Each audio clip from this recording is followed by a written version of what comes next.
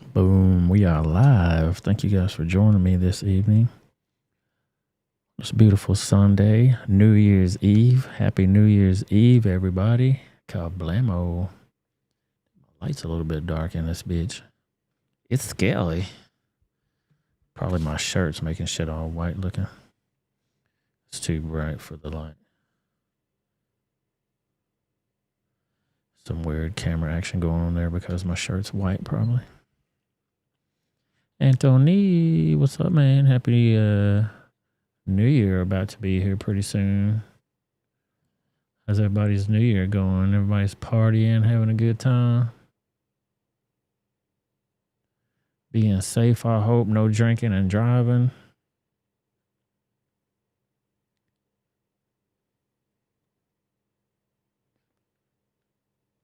Get my windows in order over here. Appreciate y'all being here. Let me get my situation going here. Make sure you hit that like button for me. Hit that subscribe button. Do all that fun stuff. Make sure you follow me on these platforms right here. X, formerly known as Twitter. Instagram. I should be doing that Instagram live. They just enabled that for the web browser, so I might do that next stream just to fuck around, test things out, you know.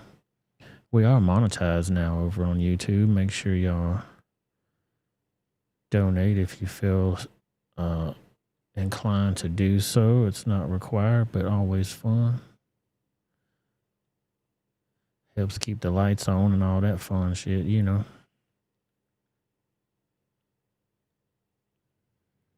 No driving, that's good, that's good. We're going to get into some news stuff here in just a second. And as far as the super chats and shit go, if we get any, I have no idea if I'll be able to even see that on my end, unless I got the YouTube window open. So let me know about that.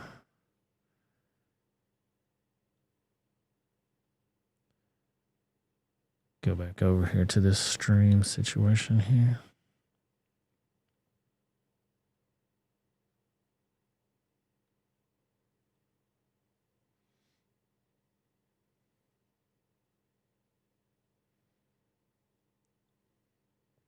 Devin, hello. How are you? Hope you're doing all right, aren't you? Let me see here. I've never done this before. It's all new to me. It's all new to me, this whole getting paid for streaming thing. I'm new! I don't know what to do! I'm new. I don't know what to do.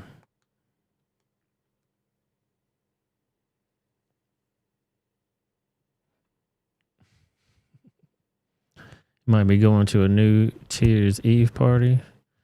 Sweet. Get down on it, son.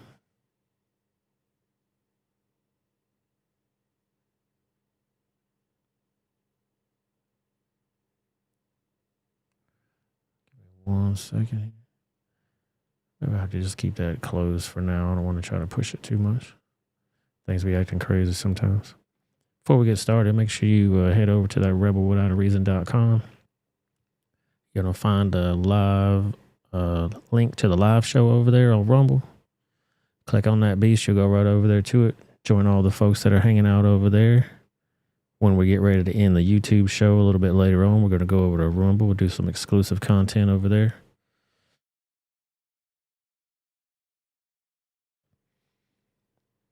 While you're over there, you might want to shop around, find you some fun stuff for yourself or for your loved ones. There's all kind of cool, fun stuff over there. Make sure you use that promo code REBEL in the checkout. You'll get 10% off of everything that you buy on rebelwithoutareason.com. Get you some.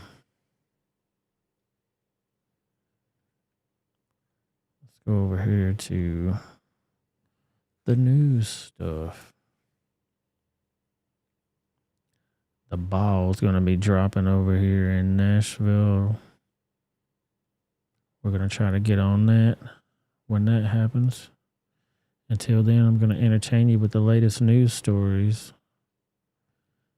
If you feel like hanging out. Might do some fun stuff on Discord too. Let me see if I can pull that up.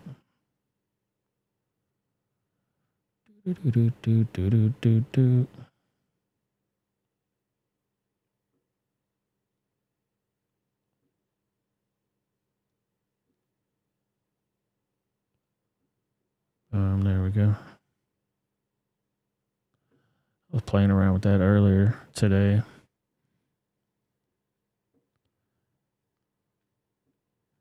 It's always fun to play around on that thing. Generate all kind of fun stuff. I was doing some Batman artwork. Check that beast out. I was doing Batman versus Spawn just to try to see what type of cool artwork they had to generate. This Batman looks tight as fuck right here. Check that shit out. Pimp tight. That I was just doing regular Batman.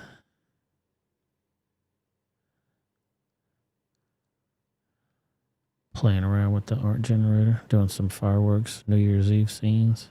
Trying to come up with something cool for the live stream thumbnail, but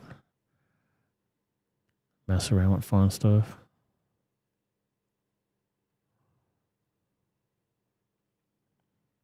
You know how it goes. We'll play around with that while we're doing the stream.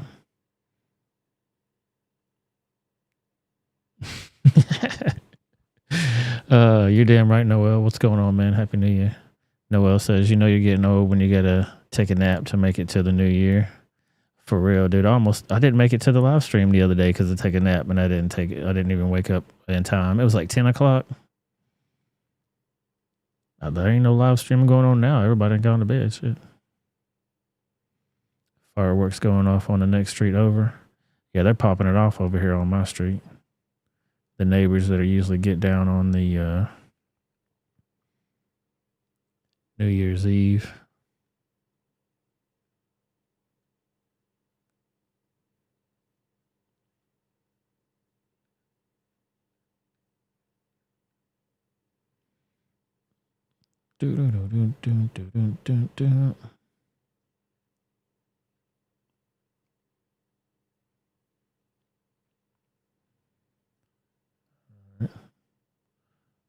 So we're going to get started with things. Y'all saw that Trump got removed off the ballot in Maine already. What was so funny about that whole thing is they already reversed that decision for when he got pulled off in Colorado because that one lady was on crack trying to do stuff. Now you got another weirdo. Well, the judges, it was 4 of them that decided on that in Colorado. It got overturned, so he's back on the ballot in Colorado.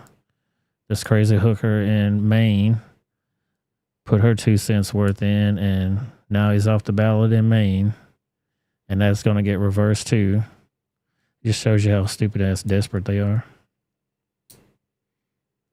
Dumber than hell.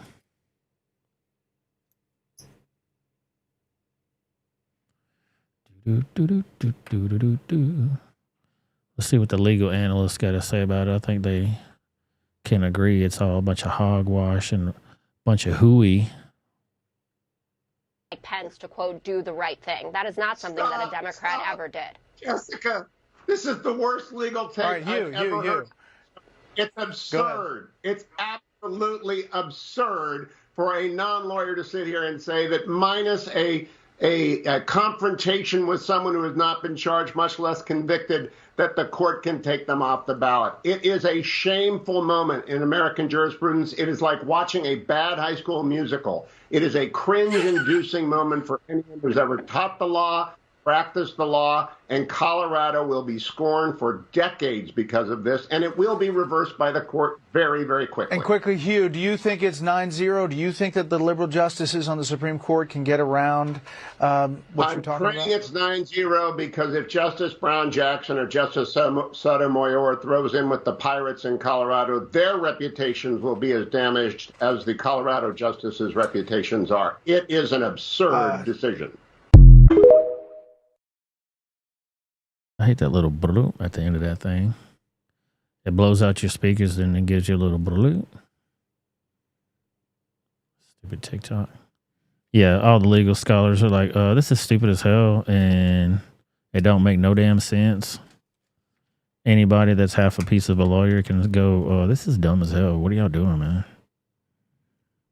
Just embarrassing ourselves. We're just embarrassing ourselves because we're just dumb. You're dumb. Dumber than hell. Let's keep this thing going. I need to do an update on what's going on with Times Square. All my New Yorkers let me know what's happening up there. These fools are on their way. These pro-Palestine protesters making their way to Times Square.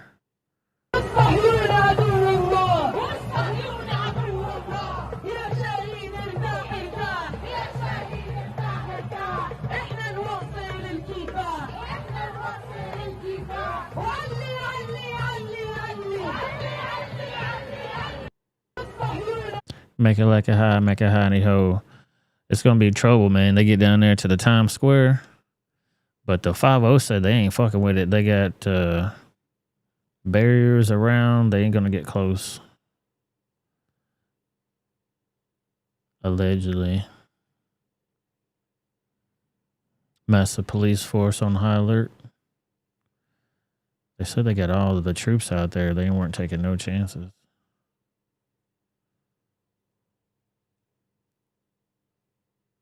Yeah, here we go. Counterterrorism official outlines New York City's New Year's Eve security plans.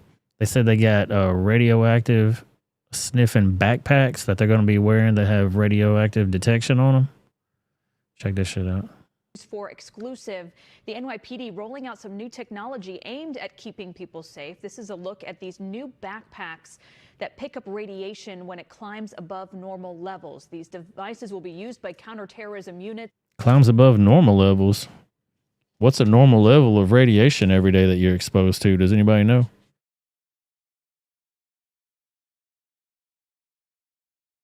That'd be interesting to see that thing going off all throughout the day. And they're like, no, that's normal.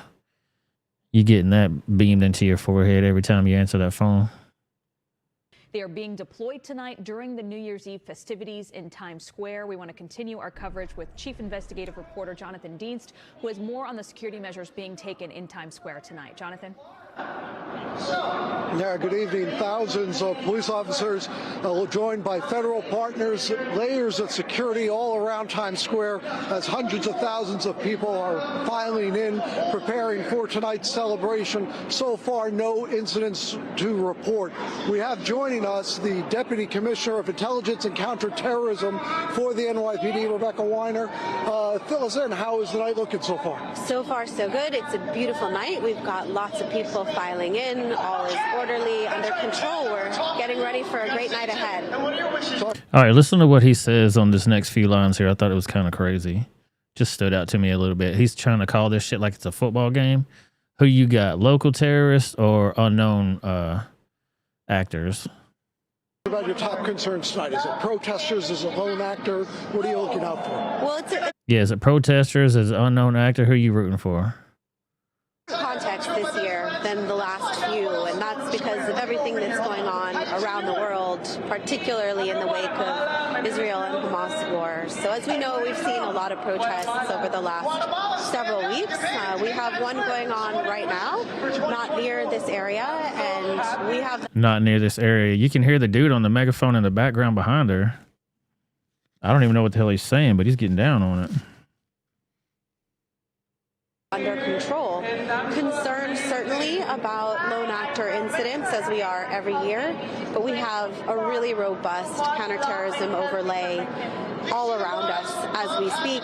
We've got sand trucks, we've got blocker cars, we've got radiation detection equipment, counter-drone capability working with our federal law enforcement partners. We have chem-bio-rad nuclear capabilities. We are very squared away. Dude, blink 3 times if you're in trouble. She wide-eyed the whole time. Like she can't. Is she frozen up in that beast with her eyes open? Yeah, so far. So far, so good. Cold as hell. You know, homeboys get that full wrap going on. We also have a lot of stuff that the public won't see. We're monitoring for threats and leads, and so far, everything is looking like it's going to be a great night. And in terms of the layer of security for anyone who might be wanting to... Boom, they got their drones hanging out up there. Check them out.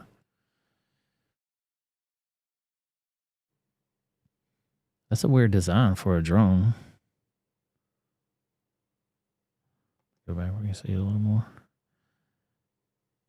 Never seen one with closed up sides like that before. They're usually, you just got, you know, like a 2 arms, 2 legs out there, or 4 arms out there, and it's just got 1 on each one. That's got a 6 propeller deal. It's got cameras. This mug's got a little weighted something on it that can deliver a payload or something. I'm not sure what's on that beast. What's up, cat? Happy New Year.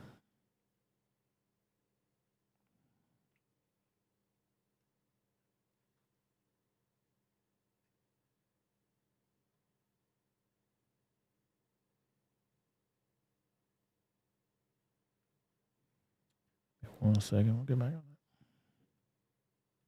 Disrupt in terms of, you've seen protest activities, attempts at the tree lighting and at other events across the city. What preparations and... Check that shit out. He's got a screen. Pop that screen up and they can see everything that's going on with that drone. And he said they got anti-drone technology too, so if you're trying to fly yours over top of this area, no. SE Wolverines. Happy New Year, sir. Thanks for coming to the party.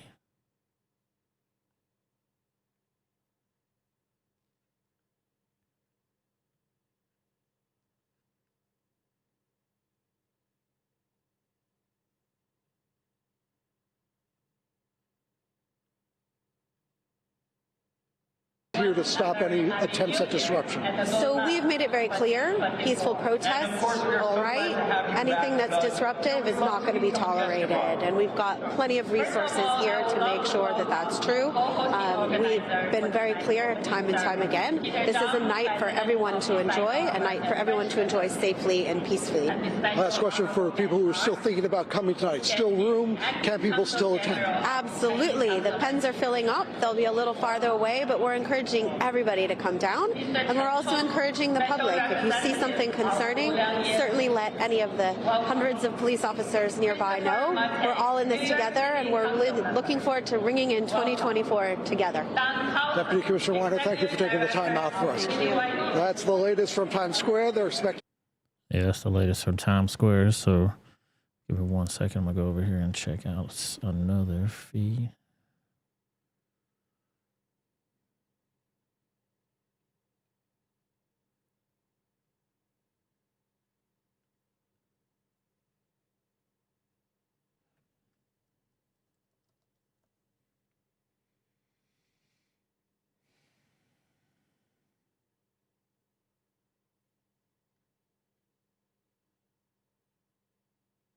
Holy shit, dude. It's a lot of fucking people down there.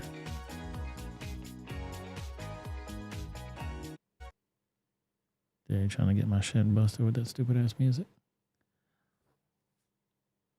New Year's Eve around the world 2023. Where is this? This is Rio de Janeiro right here. Let me get you back on.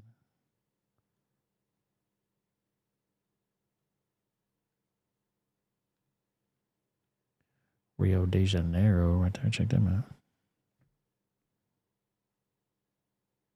Copacabana. It's white shirt night down there, and that motherfucker, look how many white shirts they got on there. Hey, I'm right on time.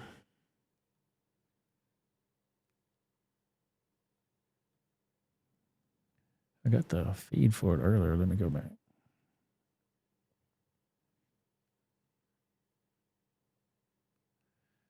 Yeah,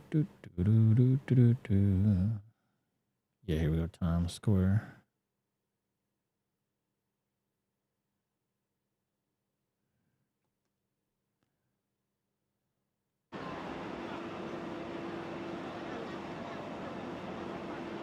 It looked like it's sponsored by Planet Fitness this year. Like 9 million fucking people out there. 999 million people out there.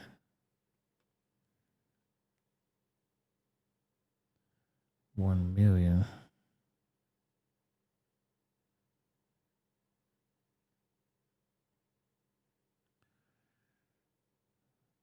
So it's popping off down there. Let me see.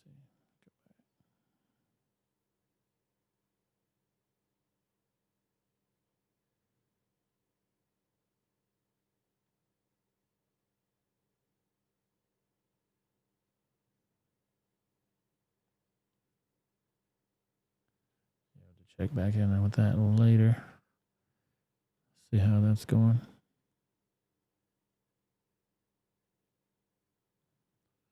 Till then, we're going to keep on going with this stuff.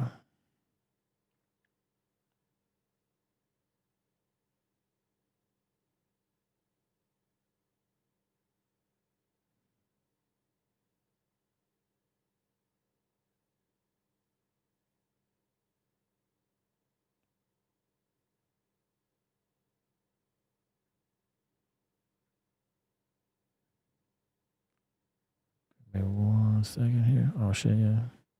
Y'all see what's going on in, whoops.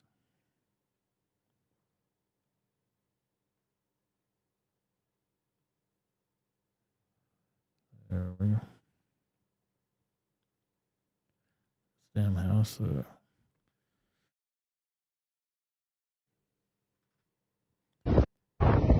Coming off its damn foundation out here in California. This shit's so bad in California, the houses are walking away. I'm done with this. Get me up out of here. Decent construction, though, if the actual house itself is still going. Foundations destroyed. I mean, you're building your shit out of wood on sand.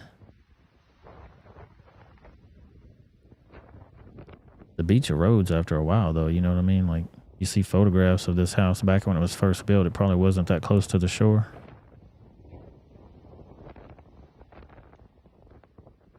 Done. And then they probably said that your insurance won't even cover that shit, man. Fuck out of here.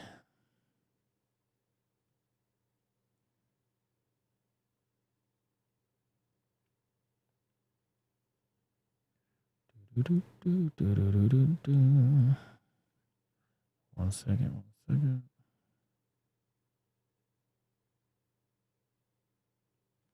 Y'all remember Kmart? Kmart back in the day, they had this ad about getting your orders shipped to your house online, like when they first started out with stuff about 10 years ago, online ordering. Right here? Ship my pants, you're kidding. You can ship your pants right here.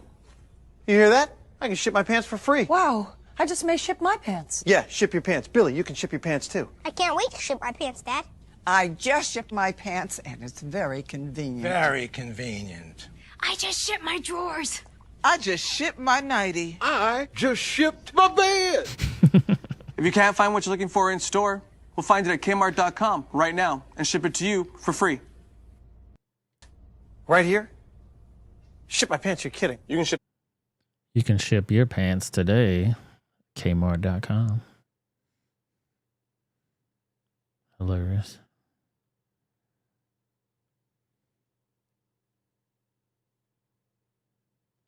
Want your president in chief here.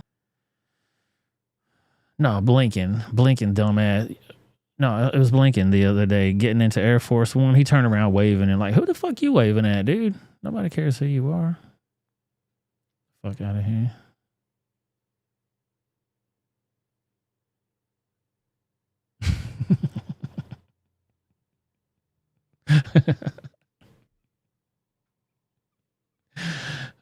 You guys are too funny, man.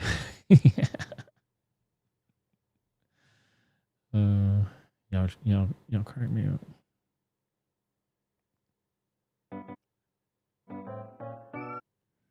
Boom, boom, boom, boom, boom.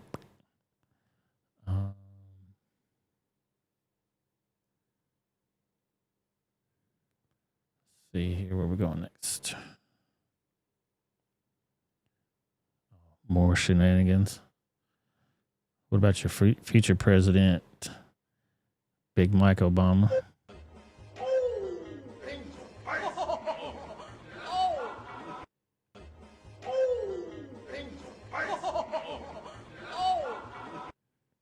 Has anybody ever seen this? That's LeBron James behind her right there. He's holding the goal.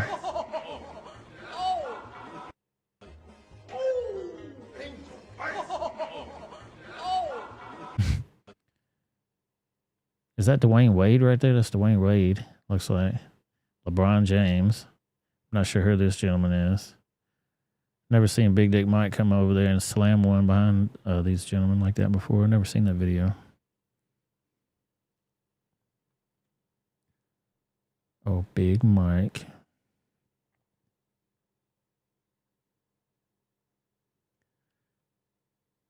Oh, shit, perfect timing. Noel, you were talking about getting some Chinese. What, you get some Chinese takeout? Let's go to India. Who likes Indian food? I think this is India. Shit, you tell me. Looks delicious.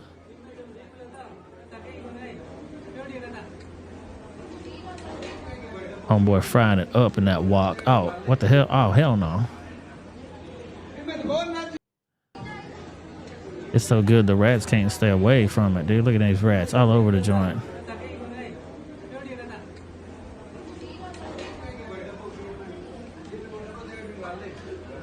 Rats. Hell no.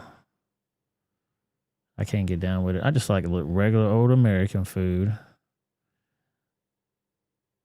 I like some Mexican too. I like some seafood, you know what I mean? But I stick to the basics.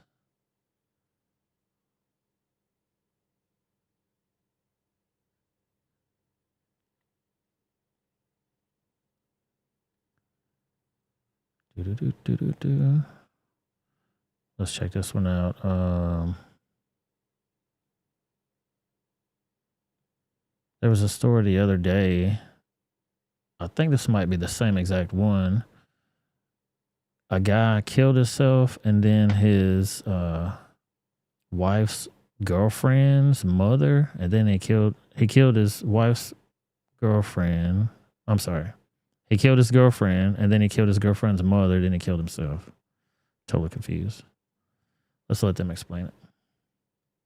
Christmas morning is supposed to be fun and festive. Christmas morning. Phoenix neighborhood, where a Christmas Eve tragedy has brought shock and sadness to family, friends, and neighbors. Unless you really know some people, you have no idea what can be going on behind the scenes and what they're thinking about and what sort of stressors they might have. So yeah, it's super tragic, really unfortunate, especially this time of year. Phoenix police tell us a murder-suicide ended the lives of 3 people Sunday night. Officers were called to this house off 2nd Avenue and Palo Verde Drive around 11:30, where they found the 3 victims inside. Authorities believe this man, David Donito, shot his girlfriend's mother, then turned the gun on himself. Just watching a movie. Mark Hopper lives down the block and heard all the police pulling up to the house. My first thought was maybe a robbery or a break-in or something, but not with a dozen police cars and some of the larger police vehicles. With the copters, we knew something had to be very, very bad. Donito's girlfriend has been identified as 47-year-old Mary Alice Cash, who her friends called Molly. Her mother was 83-year-old Cynthia Domini. Arizona's family has learned that Donito was the widower of former Maricopa County Attorney Alistair Adele. Adele died last year from health complications after seeking treatment for alcohol abuse and anxiety. So far, police have not indicated what might have led to the shooting. Adele and Donito had 2 sons who have now lost both of their parents. It's unclear whether either of them were in the home at the time of last night's shootings. It's been a hard few years for that family. Just impacts everyone? Yeah, especially our neighborhood's really close. And that's crazy, dude. You never know what people are going through, you know what I'm saying? We know each other really well. They were a good family, good friends. Just doesn't make sense. No. We also asked neighbors if they saw anything unusual at the home, if there were any red flags or any problems that they noticed. They said no. We also reached out to a friend of one of the victims who told us they are absolutely devastated. Reporting live in Phoenix, Jason Berry for Arizona's Family. Christmas morning. That's crazy. And I don't even think that was the same story as the other one. The cops actually came out and did a press conference where there was another murder-suicide. The house didn't look the same to me, so when we get there, we'll find out if it was the same one or not.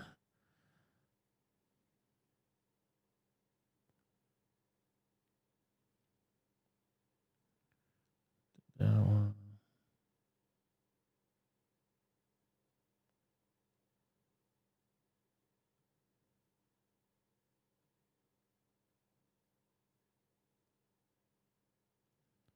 Let's go watch this other one here.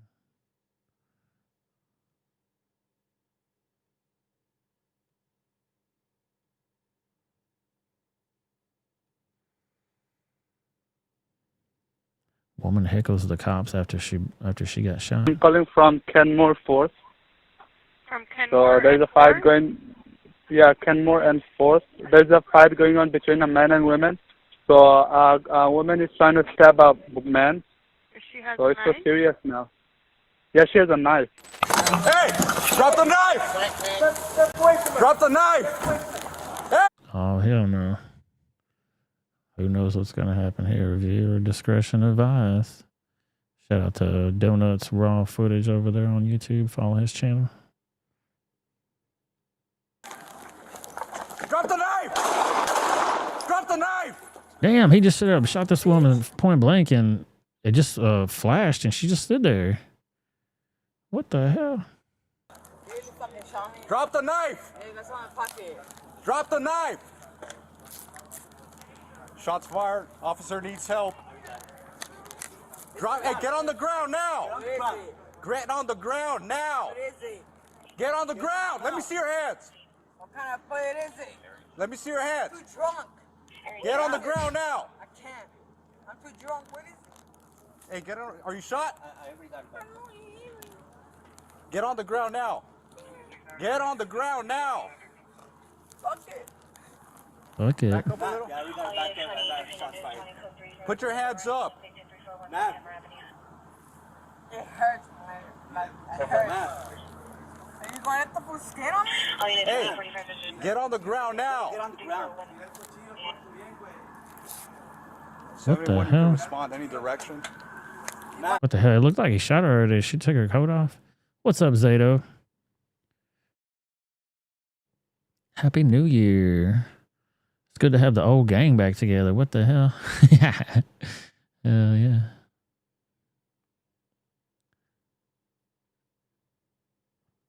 Skate on me. You're going to let them fucking skate on me. Fuck you, alright? You going to let them skate on me? Lay on your stomach. Alright, you going to let them skate on me? You gonna let him skate on You me? going to let them fucking skate on me? You going to let them skate on me? I don't know what skating on me means. She need to get on the ground and shut the fuck up.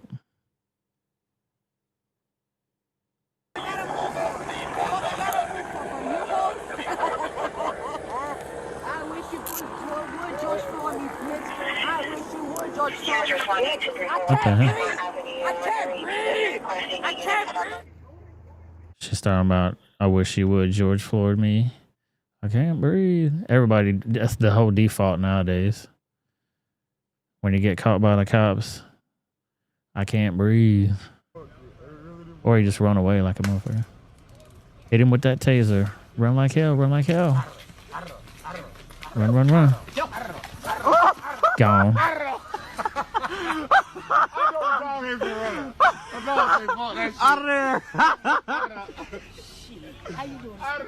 Hey, Rock ain't for the run. Rock say fuck that shit. The Rock!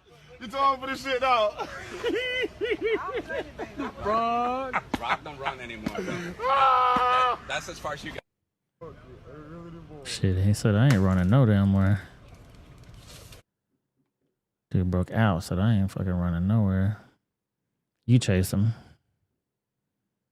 I ain't chasing him. All right, we covered a few weeks. No, it's probably been a few months back when Harvard announced that they were going to start doing a damn class about Taylor Swift.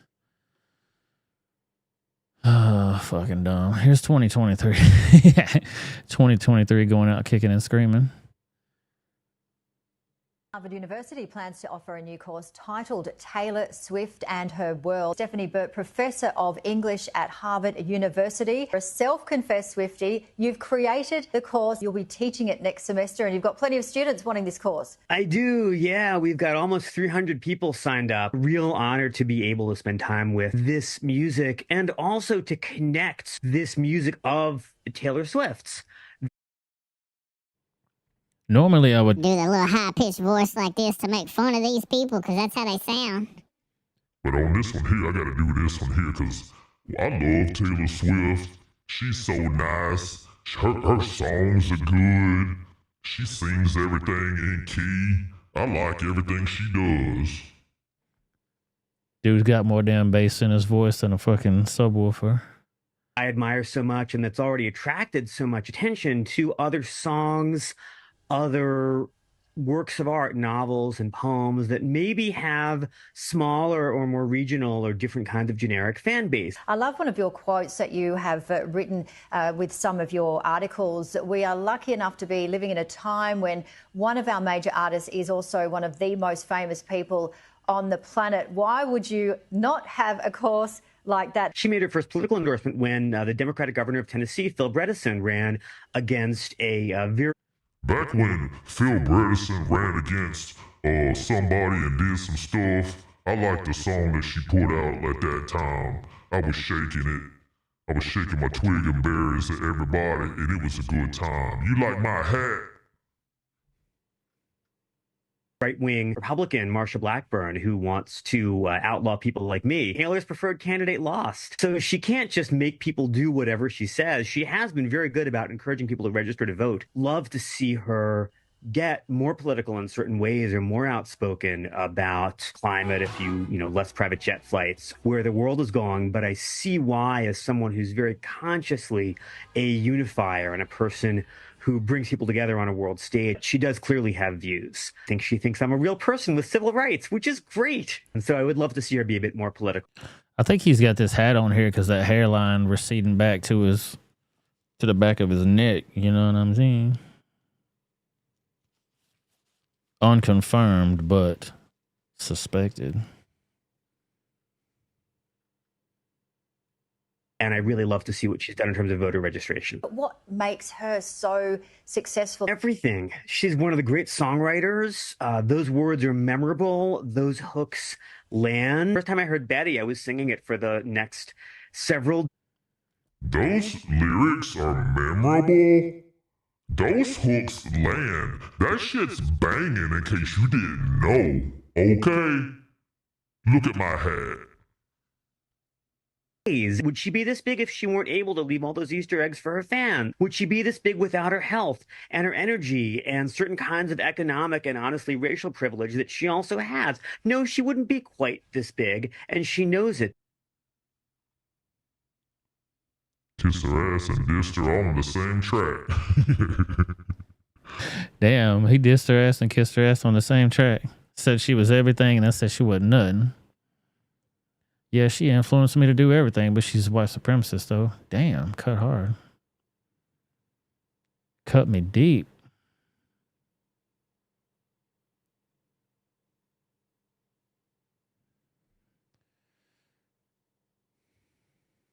Yeah, that class ain't worth Swift. All these people deserve it. Daddy, you spanked Mama. You're darn tootin' I did. That means you love her. That's what I've been trying to tell her.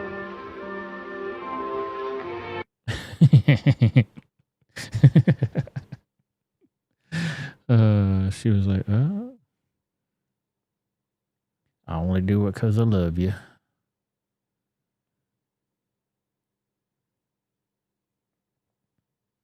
Same guy, or no, I don't. Same stylist, at least, for sure.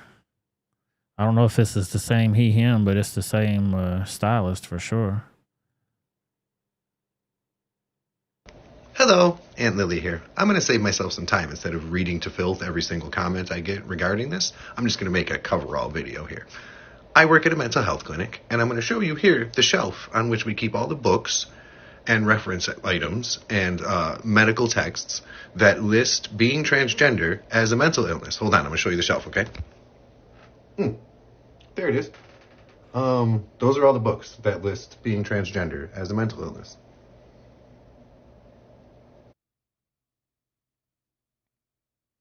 Those are all the books right there. Let me fix this. I'm gonna make it a little more palatable. I think if I can do it, let me edit it right now. Go edit. Edit.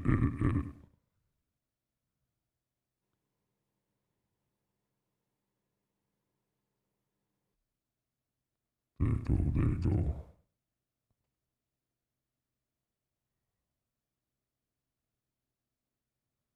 Hang on 1 second, y'all. Can I change the pitch on that bitch? There we go. Oh, hell no. That's what's supposed to be changing it, man. Like, it ain't gonna work like that. Oh, come on now. I can't change that at all. It don't seem right at all. Son of a bitch. Oh well. I'll deal with it later. I'll fuck around with it later. Yeah. I mean, I don't think you have to have a book to see mental illness right there. It speaks for itself.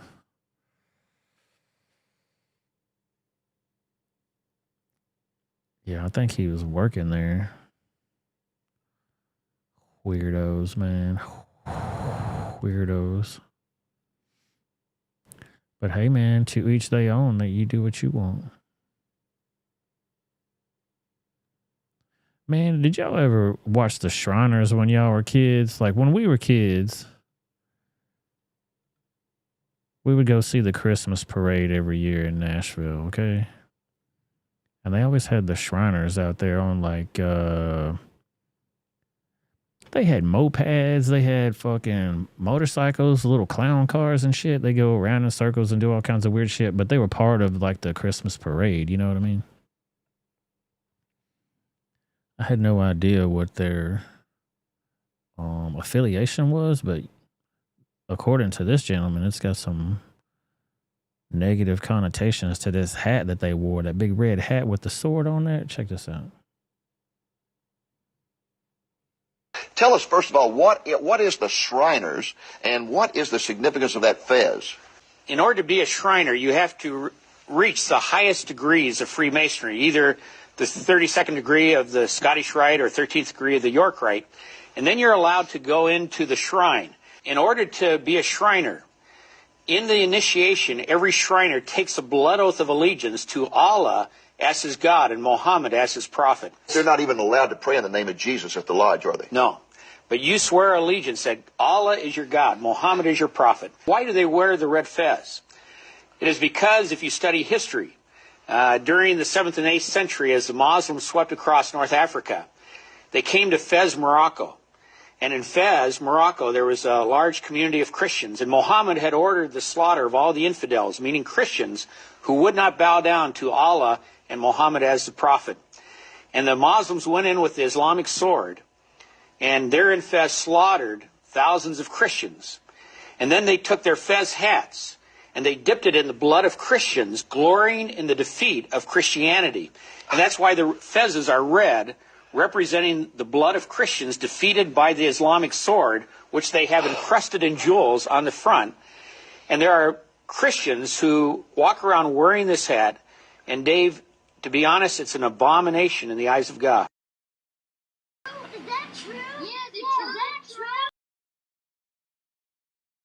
Is that true? Is that true? Holy shit, dude. What the hell? I had no idea. I was like, what the fuck? There was Shriners back in the day? Riding around on your little cars? Yeah, the Fez hat. I had no idea what it was even called. Dip it in the blood? God damn. That's why it's red like that? Oh my God. Tell me how you really feel.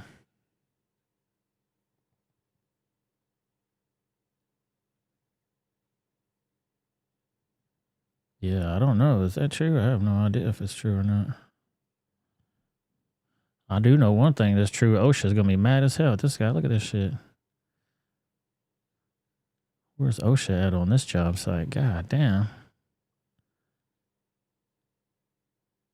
Homeboy said, fuck scaffolding. I got your scaffolding right here.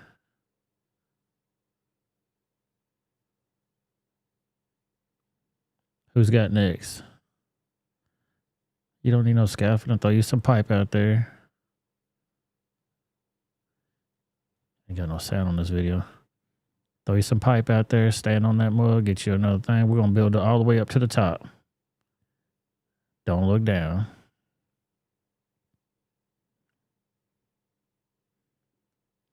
Wow.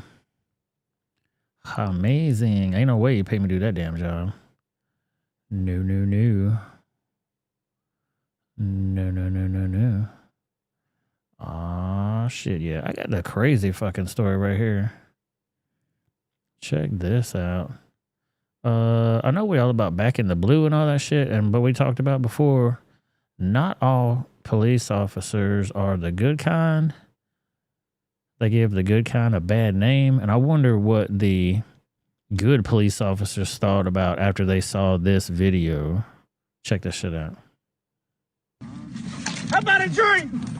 It's nasty, sickening behavior. Innocent people just standing there, getting slushies thrown at them from a passing car. And you won't believe who's throwing the drinks. They're uniformed police officers patrolling the streets of Louisville, Kentucky in an unmarked car. Hell no. Police officers in Louisville, Kentucky, driving in an unmarked police car, throwing slushies and drinks on citizens. Watch this crazy shit. You can hear them yucking it up the entire time. They actually recorded their cool antics and shared the video with some of their fellow cops. In this incident, a marked police car following them records a slushie hitting a pedestrian. The outrageous attacks took place over 11 months. And you can hear the cop in that last one. A marked police car was following the one that threw the drink out, and he laughs as it's hitting the people. 2018 and 2019, but the video has only been obtained this week by the Courier-Journal newspaper following a Freedom of Information request. Locally, the scandal became known as Slushygate after at least 24 innocent civilians had slushies like this thrown at them. Dude, that's a motherfucking extra big gulp right there. Drive-by slushing. Yep. That's a good way to get your ass fired on. And if that did happen to them, not recommended, obviously, but if that did happen to them, they could come up on the wrong motherfucker and then now you're firing at the cops. Come on, man. You don't know what people might do. Yep, they all should be fired. 2 officers in the undercover car were identified as Curtis Flynn. These fucking retards right here, Curtis Flynn and Brian Wilson. Idiots. And Brian Wilson, 36. They were members of an elite undercover drug task force. Both have pled guilty. Flynn was sentenced to 3 months. Wilson got 30 months. And it wasn't just slushies. The accused cops also seem to take pleasure in driving through puddles, drenching people waiting at bus stops. Wow. That's some disgusting pieces of shit right there. And you heard them say that they were part of a drug task force. Now, you're educated people. What do you think the chances are that those two motherfuckers or any of those other fools that were in cahoots with them in that drug task force did their job to the 110% with accuracy, no bullshit? They were honest cops the whole time. People that throw drinks on people and go by puddles and splash people that are sitting at a bus stop. You don't think they planted drugs on people ever? A good attorney could probably get their cases looked at.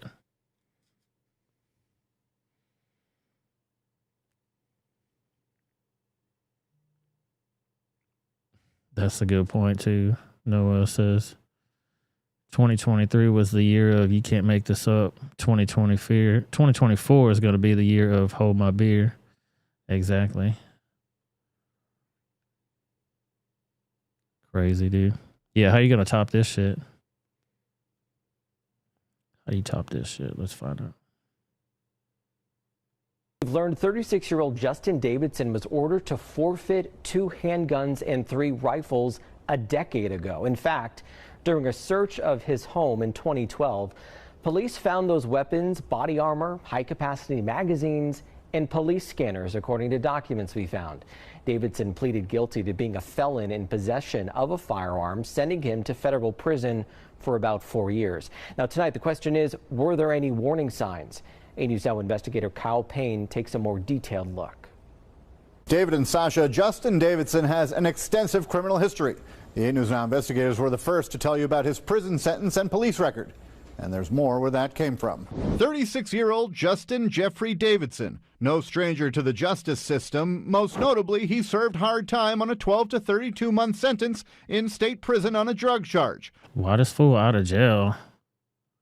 Public records showed Davidson started early, was a juvenile offender. The 8 News Now investigators learning he was arrested as early as age 15. Okay, let's pause right there.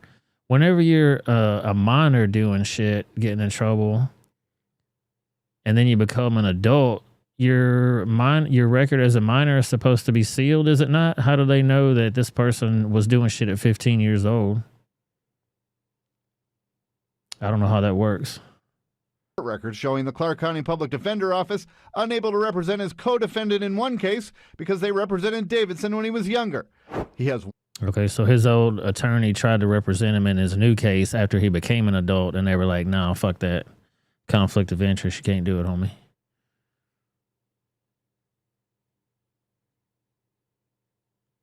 Court date scheduled in early January for driving with a revoked license, and another in March for a DUI offense. But most of his troubles are drug cases, including the arrest in 2007 for possession of marijuana, where police seized a loaded Glock 45 handgun from under his seat and 13 more rounds of ammo in the glove box. That one landed him in Clark County District Court, where he pleaded guilty. But there are others in Las Vegas Justice Court dating back to March and September 2011 for felony drug possession, among other things, and in Henderson Justice Court for a drug arrest in 2010 and a gun charge in 2012. Public records show Davidson owns this house in the Green Valley Ranch area of Henderson, which police searched Wednesday night, and the 8 News Now investigators were first to report. His family co-owns that house and this one in the South Valley, which was a crime scene after Davidson's shooting carjacking rampage, not far from the Wash, where police say he shot at both his parents, killing his mother. Most of Davidson's juvenile records are sealed, but they were the topic of a legal document related to one of his drug cases from back when he was around 30. At today's press conference, police said Davidson stole one of the multiple guns he used in the shootouts from a gun show here in Las Vegas. He died after a hectic crime spree at age 36. Yeah, so he murdered that family. Right there, you see that family? He murdered this guy. And he left 7 children, 1, 2, 3, 4, 5, 6, 7, and a wife behind after he killed them. He killed his mother. Then he went on a fucking rampage, carjacking people. Let's read the shout out to I Am Memes over there. I Am Meme 0.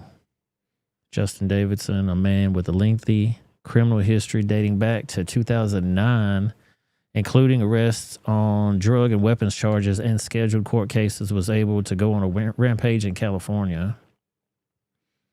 After Davidson setting off a violent, high-speed police chase as he carjacked bystanders and fired at officers, Davis was neutralized.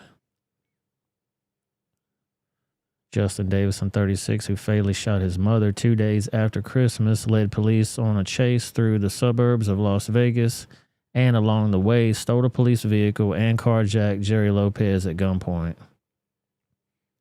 39-year-old Lopez, a married father of 7 adopted children, was on his way to work when he was fatally shot by Davidson during that carjacking. The evidence collected by investigators suggests Davidson was planning on a large-scale attack.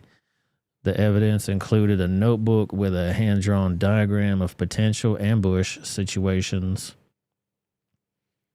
a stockpile of items that could be used to build firearms, silencers, and explosive devices, more firearms and loaded magazines, and documents outlining how law enforcement agencies respond to mass casualty incidents. This story didn't receive much airtime because it would depict how detrimental the soft on crime policies of leftists, complemented by Soros-funded DAs, are. So all these children are going to be left with no way for anybody to take care of them because this idiot went on a rampage, carjacked people, killed his family when he should have just been in jail. Yeah, if you kill your own family, what the hell does a normal citizen, what kind of chance do they stand against somebody like that?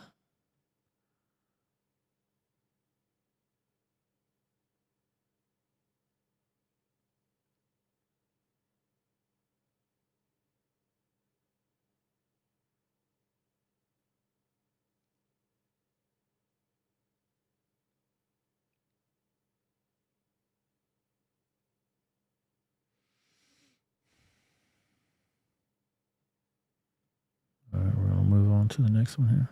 Graphic warning for the next video here. Wife of a man detained by the cops tried to shoot a police officer and she got the whole clip instead. Watch this shit. So they're arresting this guy in front of this Jeep here, and then the wife either gets out of the Jeep because they tell her, hey, get back in the car, and she walks away. And she pulls out her situation. You can't even really see it on camera, but they react pretty quick. Fingers for me. Interlace your fingers for me. There you go. Separate your feet for me. She's in the store, man. Who's in the store? The chick. Who's the chick? The chick who owns this car. What's that? The chick who owns this car. What's in your pocket?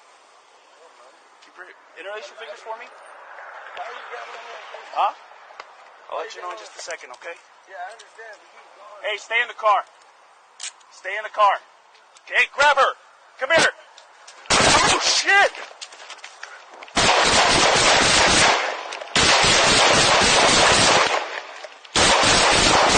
Holy shit. She went behind that building and they fucking wore her ass out. Let me get my little thing here.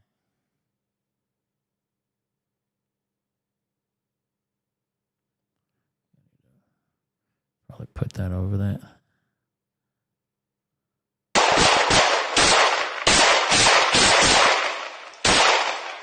Blur that out a little bit for you. She's still up.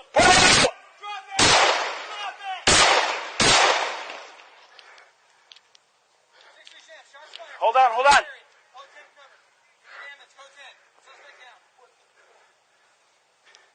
6-1 Baker, we're at 1490 Perry. We need an ambulance and car's code 10 now. Don't stay on the fucking ground. Don't fucking move. Boom. Yeah, fuck around and find out, dude. You shooting at the cops, you're gonna shit's gonna happen to you. I'm sorry. I mean, I don't understand what's going on with people. Did y'all see what was going on in Las Vegas?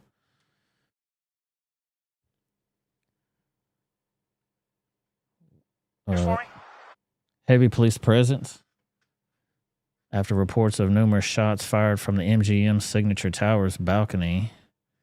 This was 10 hours ago here. We're going to get this out of the way. Shout out to Raw Alerts. Yeah, we're over here at the signature, you guys. There's been about 50, 60 of these guys, tactical, already coming into the buildings. Tower 1 and, I'm sorry, Tower 3 and Tower 2.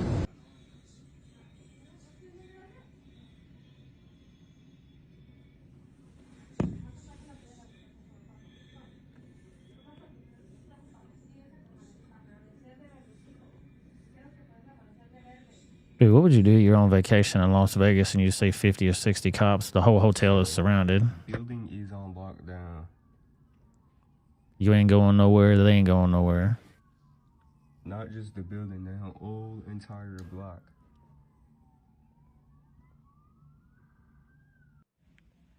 This is right outside of my hotel room window.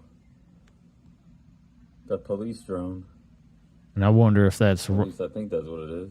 I wonder if that's like right the Yeah, we're over here. Floor possibly below his hotel room, possibly. Let me read the story here. Substantial law enforcement presence surrounds the MGM signature towers in response to reports of multiple gunshots potentially fired from a balcony within the MGM signature towers. Witnesses claim to have heard approximately 30 to 40 shots. SWAT teams and other agencies have arrived on the scene, leading to the current lockdown of the MGM signature towers. Evacuations are underway for individuals inside of the building as witnesses continue to report ongoing gunfire. Officers are actively investigating the shooting. As of now, there are no reported injuries. Authorities advise the public to avoid the area as the situation is still developing.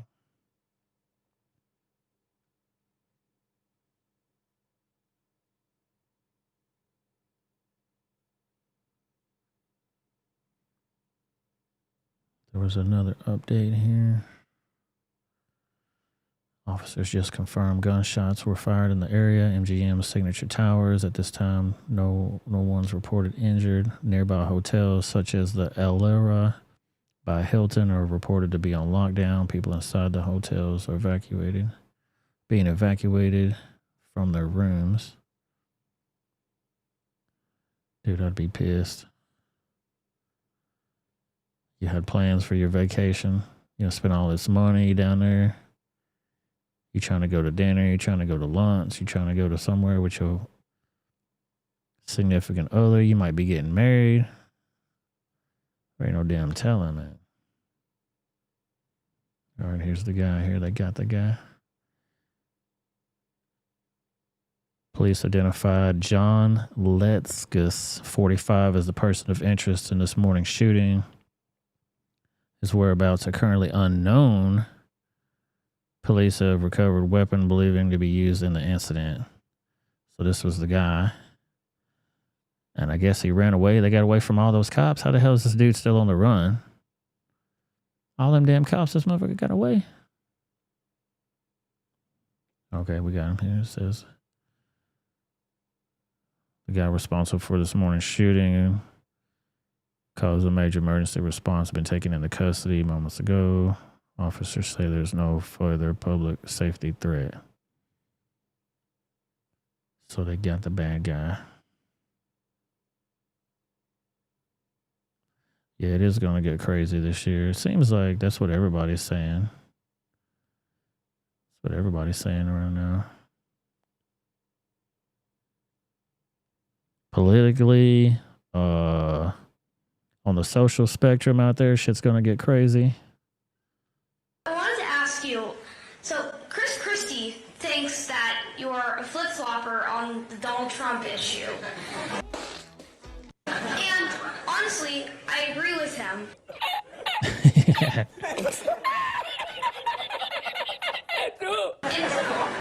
you're basically the new John Kerry on the... The new John Kerry. Boom. I've come to talk with you. If you remember John Kerry from 2004. Dude, y'all should subscribe to John Talks if y'all not don't subscribe to him on YouTube. Funny as hell.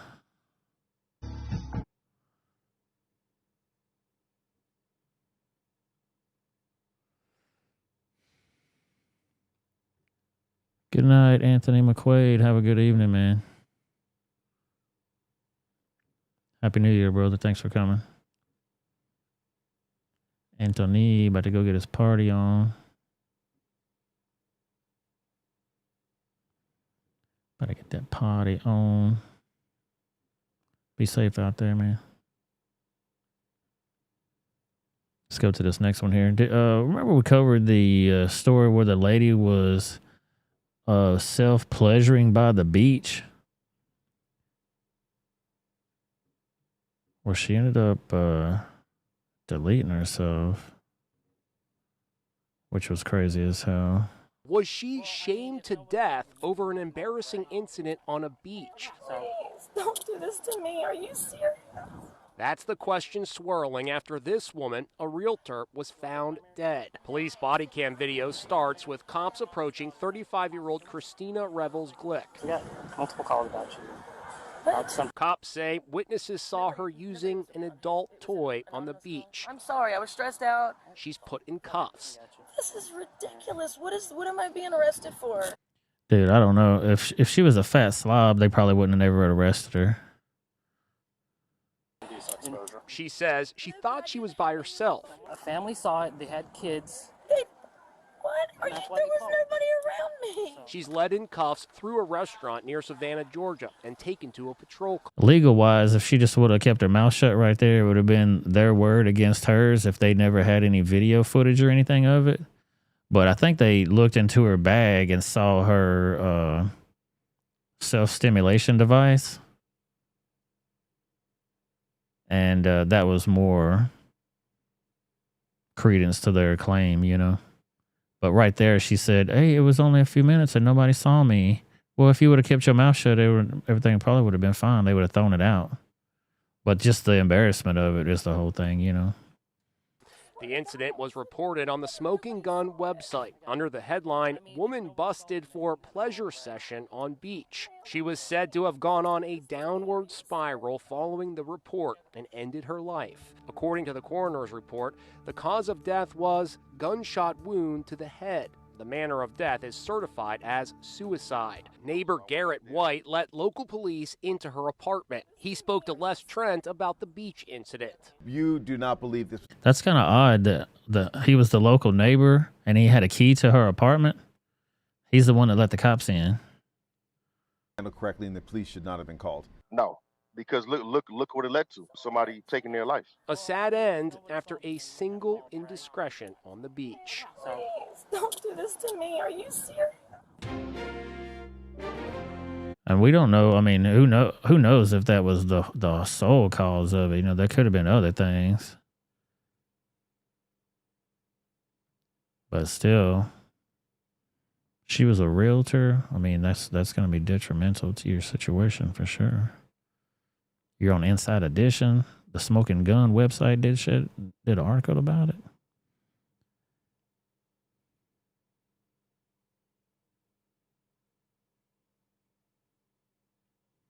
Yeah, you're probably right. She gave herself away. That's the problem. She might have been, but she might have realized that she couldn't get over it. Yeah, I mean, probably getting bullied by her friends, online people and shit, especially online people. But if you never go on social media, nobody would ever, who cares what people say online? That shit ain't nothing but text on a screen. You know what I mean? Fuck that. Yeah, Mountain Aviator says, but drag queens are cool in school. Exactly. And if she was purple-haired fat slob, they wouldn't have said nothing about it. They'd have been like, ooh, slay queen. Slay that roast beef queen.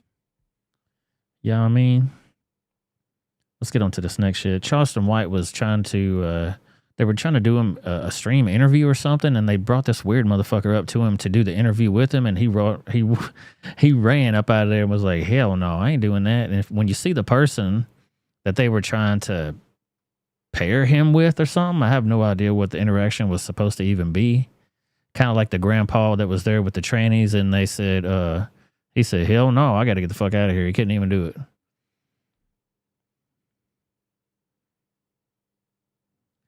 Yeah, she should have changed her name and moved on. I mean, she could have moved to a different city Could have just ignored all the people. Who knows? Could have started OnlyFans and leaned into it, you know? A lot of options. I wouldn't give the motherfuckers the satisfaction off myself, you know what I mean? Never gonna get it. Woo, woo, woo, woo. Let's go. They saying. I don't give a fuck what they say. I don't even know who that is. Had a motherfucker to walk up off the video interview, bitch. And guess what? Still here. Hello. The fuck? And I ain't even know who that creature was. Man, I ain't never in my life seen, man. I thought, man, no, oh, man, shit, these gay motherfuckers going crazy. They just look at any kind of way. Man, that motherfucker look like something that come out the abyss.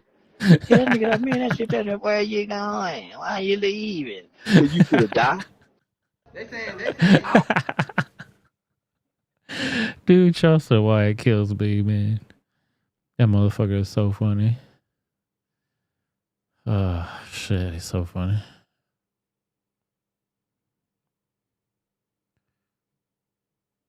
Looking like a damn gremlin, dude. It's like, oh, cockeyed and shit. I'm like, oh, hell no. Calm it down, sassy. You too spicy right now. Calm that shit down. Let's go this one here. Sharia law in the UK. They're trying to pass it where they say they're going to have London controlled zones where there's no alcohol, no gambling, no music, no uncovered women, I'm sorry. No parties, no missing prayer, and no smoking. This is in London. Hardline Muslims trying to enforce Sharia law in London. From abstention to amputation. It's been hearing how they want to instill their tough code on the capital. So we are here to tell you that Islam and the Sharia is unstoppable in Europe. Stoning for adultery, cutting off hands for stealing, death for renouncing Islam. This group of men is trying to enforce Sharia law in the UK. They've started a campaign to make certain areas of London and other cities Islamic law-controlled zones, starting with Walthamstow, East London. Muslims will be commanding good and forbidding evil, presenting Islam as an alternative to the Muslim and the non-Muslim community. Ultimately, we believe that Muslims can live together, trade according to the Sharia, resolve their problems according to the Sharia, and even police themselves to a large extent. Hopefully one day to have Islamic Emirates, which will have authority locally, security locally, and even provide welfare locally. Chowdhury and his friends are fly-posting parts of London with large Muslim populations. They want to ban drinking, gambling and playing music. And they say they've got bands of young men ready to patrol and enforce Sharia law by any means. Now, that enforcement will not initially be on the level of inviting and forbidding verbally. But if someone has the capability to forbid what in essentially is something evil, like pornography or prostitution, he should do so. And by that you mean physically? Of course, I believe that. So physically, he's saying you should get your hands dirty if you see somebody doing something that's against Sharia law in London. You can crack some heads if you felt inclined to do so. Issues that are near the mosque, they should be run out of the area. These Muslims say British society is broken. They should be run out of the area. They say British society is broken. Riddled with drugs, crime and prostitution. Because of that, they firmly believe members of the communities they're targeting will welcome Sharia law. But the word on the street about the campaign tells a different story. Comes down to, if you don't like the laws of the place you live, find somewhere where you do appreciate the laws. And exactly, but they're letting them come in there, and the problem with this is, I think I have the video for it. If they don't go to it in here, they have a whole plan of where they're taking over their judicial system one election at a time. And fuck what your laws say. We're gonna change all the laws. You motherfuckers are law-abiding citizens. We're going to tell you what to do now. So just shut the fuck up. You voted for it, so. and all of these things are completely legal in this country. This is not India or Pakistan, this is England. We've got our own laws. People haven't got a right to come in here and bring their laws in here. Well, I think that would cause nothing but trouble. Councillor Martin Esom agrees, saying this could destroy community cohesion. We've got squads going around the borough taking down the posters as soon as they're put up, because we do not want these posters around our borough. They do not represent the views of our borough, and they have no place in Waltham Forest. So they got squads of people that will go around taking the posters down that these weirdos fucking post up, saying they don't want this, they don't want that. I mean, what's the worst they're going to do? Charge them for littering on shit, saying you can't post a poster on a pole or a business or whatever? They don't want to deport these motherfuckers? I don't know, man. Citizen equality campaigners say the Sharia supporters shouldn't be considered a religious movement, but a far-right political organisation. Far-right political organisation? With a poster campaign designed to divide and conquer communities. The danger lies in dividing people, dividing communities, creating mistrust, and particularly from non-Muslims towards moderate Muslims. I think this is part of their aim, is to create... So what she's trying to say here is from firm Muslims to not so firm Muslims. They kind of go back and forth. They're moderates, No. They tell you that, but they go by the same book that the other ones go by. It's mistrust. So they can then turn to moderate Muslims and say, look, everyone hates you. We're your friend. Turn to us. And it's a very, very dangerous thing. And it's a political tactic to increase their own power.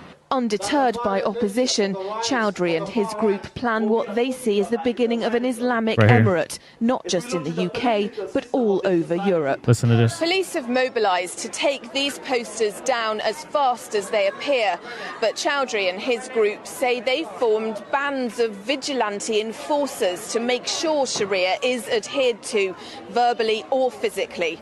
And in other parts of London, women have already been harassed for not covering their heads. If these Muslims ever get their way, I won't be able to dress like this on the streets of Walthamstow or many other parts of London, Brussels, Rome and Paris. Dude, they don't like the laws, they don't like the people, they don't like the race, they don't like the white people. Take your ass back home then. Why do you even come here? It's like we're going to go to their place and go, you know what, all this sand, I ain't going to be able to do with all this sand. Can y'all do something with this? No, motherfucker, we got sand everywhere. Just deal with it.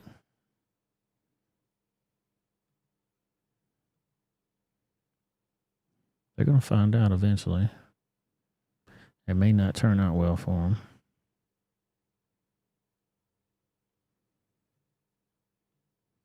Check this shit out. Remember in 1992 when Koreans began the whole gun-free zones and police try to protect their property during the riots? Yeah, watch this.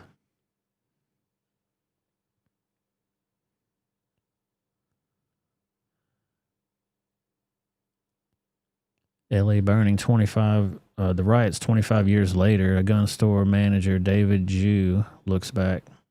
Yeah, hey, homeboy, we got a gunfight going on out here. I ain't got nothing but a slingshot and a rock. Can you come over here and help me out? I don't know if I can even play this music. The shit might get it fucked up. Hey, but as soon as the gun fighting started, they ran away. Bye. Yeah, so they called the cops and he shows up on the scene. Cops are there. And he's like, I'm a target.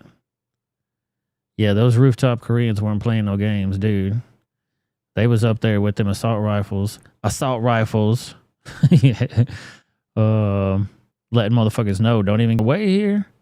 Like he's running around popping anybody. He just said anybody that had a weapon brandishing it around there, he was taking as a threat and just popping off on them. And all you got these people right here ducking their heads all around. I'd have been gone way up off this block. I don't need to see no gunfire that bad. It's a new thing called LA burning. 25 years later after the LA riots.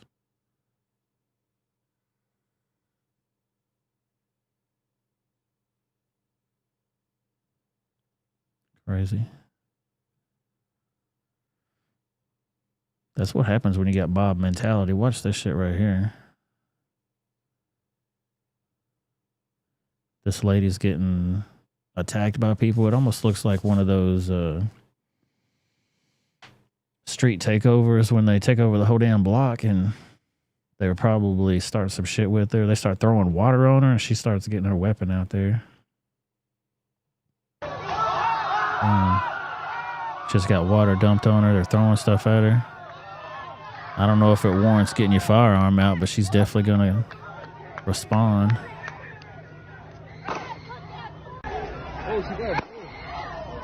Everybody ran like hell.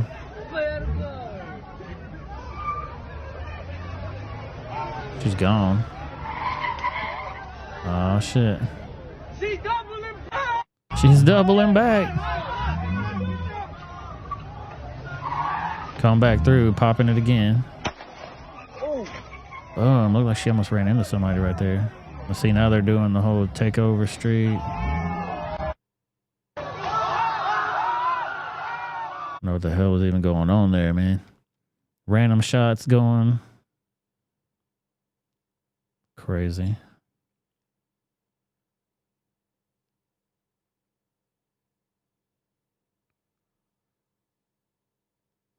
Dude, you know what, Mountain Aviator? I've thought about that before. Koreans act more American than Americans. A lot of people do that ain't from America. I think a lot of Americans are comfortable, you know what I mean? You don't want to be inconvenienced at all, so I really got time to go out there and deal with some of this shit. As long as y'all do that over there and it don't affect me too much, I think I can probably do just fine without having to get involved.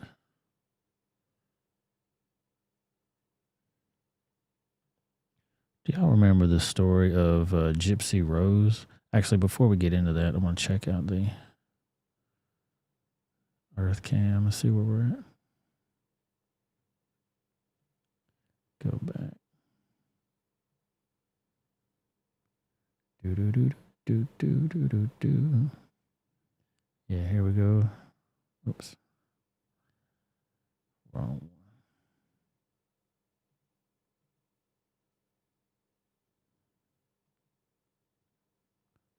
Oh, making it big.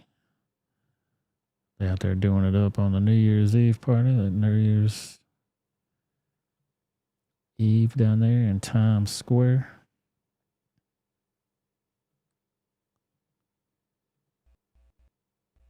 Their sound sucks over there. I don't really have no sound. They got the usual weirdos on regular television, I'm sure, doing their thing.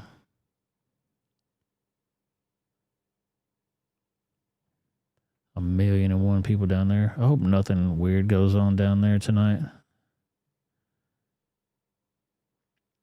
Hope everybody stays safe wherever you're at partying, listening to the show, celebrating your New Year's. Hopefully you're inside chilling out with your drink, with your snacks. We're going to take you on into the new year. Dude, it is crazy. And everybody's saying like they get a feeling like something weird's going on, man. They get a feeling like something weird's going to happen.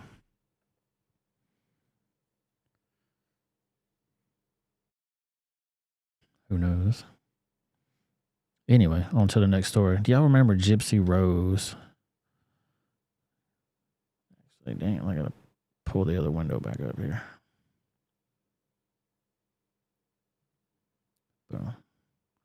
Make it big again. Come on now. All right. Gypsy Rose Blanchard. She shares her first selfie after being freed from prison. Do y'all remember this girl? She was the girl that her boyfriend, she convinced her boyfriend to kill her mother because her mom had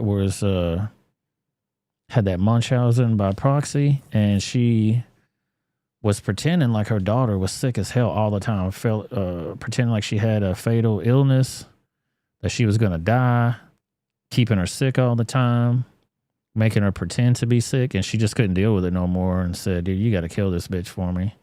She just got out of jail, but he's going to spend the rest of his life in there.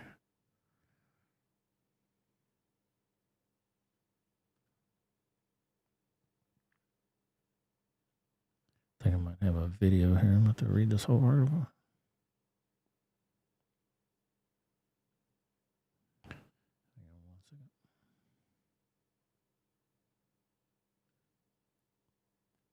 Gypsy Rose Blanchard took to Instagram Friday to share her first selfie being released from prison in Missouri on Thursday. First selfie of freedom, she says, captioned on the photo, in which she can be seen smiling into a hotel room mirror with luggage and a case of Dr. Pepper in the frame. Blanchard, she's now 32 years old, was released on parole from the Chillicothe Correctional Center at around 3:30 a.m. Thursday after serving 8 years of a 10-year sentence. So she didn't even go the full 10 years for her role in plotting the murder of her mother, Dee Dee Blanchard. Blanchard's defense attorneys argued that she was the victim of abuse and that her mother had Munchausen syndrome by proxy. Her mother subjected her to unnecessary medical treatments, including surgeries to gain attention, sympathy, and donations. Blanchard was forced to pretend she required a wheelchair, among other things, and eventually rebelled, enlisting her then boyfriend, Nick Godejohn, to kill her mother. Godejohn was sentenced to life in prison. Ain't that some shit, though? Like, you trying to come and save the day, which, you know, you're killing people, so that's what he's getting. That's what he's getting prosecuted for. He ain't getting prosecuted for saving the day, but in his mind, you know what I mean? She's getting brutalized, and he's trying to come and save the day. I mean, how could he prove that to the cops? Maybe they tried to tell people, nobody would listen. Who the hell knows? Now your ass spending the rest of your life in jail. Crazy. But she gets out in 8 years, though. Appreciate that favor, homeboy. In 2022, while still incarcerated, Blanchard married Ryan Scott Anderson. Wow, she got married while she was in there, too. A 37-year-old teacher in Louisiana. He picked her up from prison on Thursday. And I wonder if they met on the prison websites, those I talked to y'all about before. They be having those dating websites for them damn prisoners. Crazy as hell. Now, released from prison, Blanchard says she hopes to meet Taylor Swift. Wow. Who she told TMZ helped give her inspiration to keep going. She told the media outlet that she has tickets to Kansas City Chiefs game on New Year's Eve and hopes to run her into her idol at Arrowhead Stadium. Blanchard said to release an ebook about her experience through the Penguin Random House on January the 9th. So this bitch had been writing a book in there this whole time. She's getting ready for the book deal to come out. Just got released, getting my book deal going, gonna have my podcast. Going to be doing a world tour soon with Taylor Swift opening up.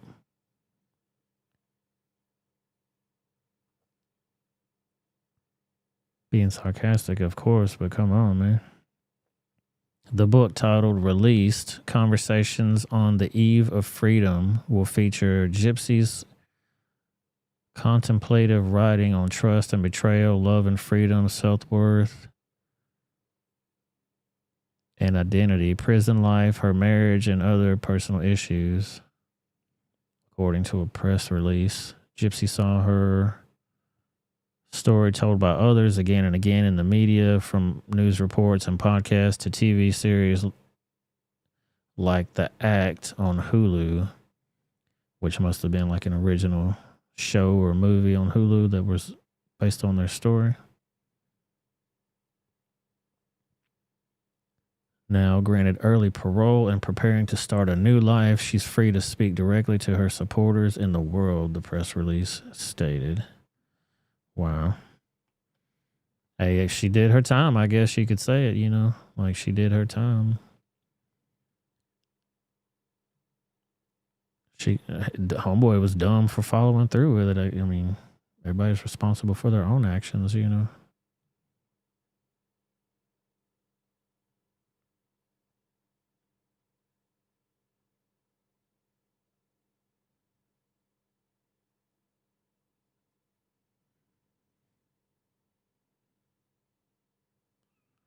Let me go to my thing right quick. I appreciate y'all being here. Thank y'all so much for hanging out. Shout out to them rebels for hanging out with me. I appreciate y'all very much. Make sure y'all hit that like button for me. Hit that subscribe button. Do all that fun stuff.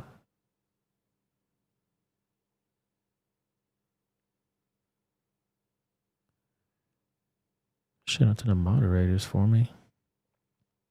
Anthony McQuaid, Atomic Tabasco, Cat F, Zetawichi's Cane Sword, Latina and Cali, and the beautiful Miss Sonia Scrapbook. Best damn co-host on the internets.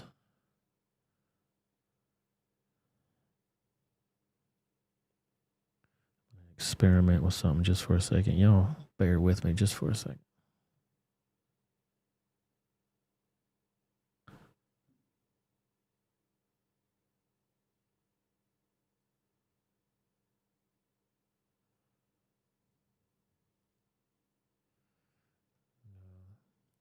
Just experimenting with the new monetization features and whatnot.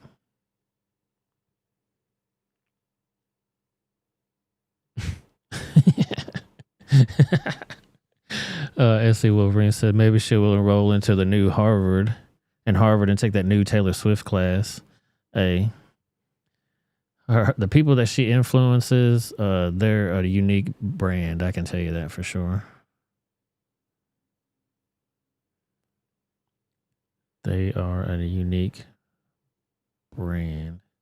I think they call them Swifties is what they call them. They call them, that's their nickname. People that really like Taylor Swift.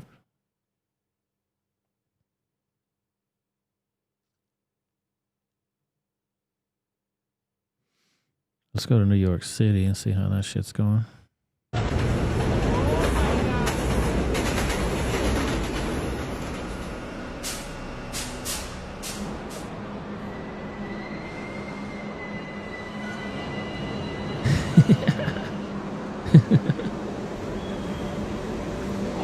What the hell?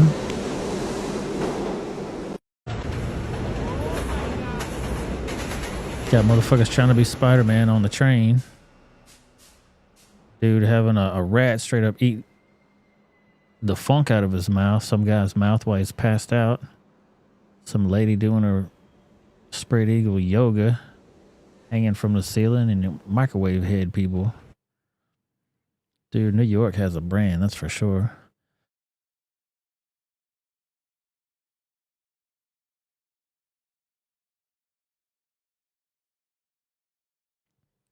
Speaking of New York, dude, did y'all see Eric Adams? He might get himself in trouble here soon because he was talking shit back to Biden, and he put a lockdown on New York City about those buses. He said, I don't want no more buses coming in here between the hours. He did some new executive order. We'll get into it here soon. Between the hours of like 7 till 12 p.m., that's the only time they can drop people off. Anytime beyond that, they can't do it. In only designated areas, too. They're trying to crack down on it because when he went to the White House, Joe Biden didn't want to meet with him. And he left the first time on his little emergency, I don't know what you would call that. When he pretty much said, fuck it, I can't go to the meeting. I got an emergency. I can't be here. My friend got raided by the FBI. FBI wanted my fucking iPad and my cell phone and all kinds of shit, so I can't make it.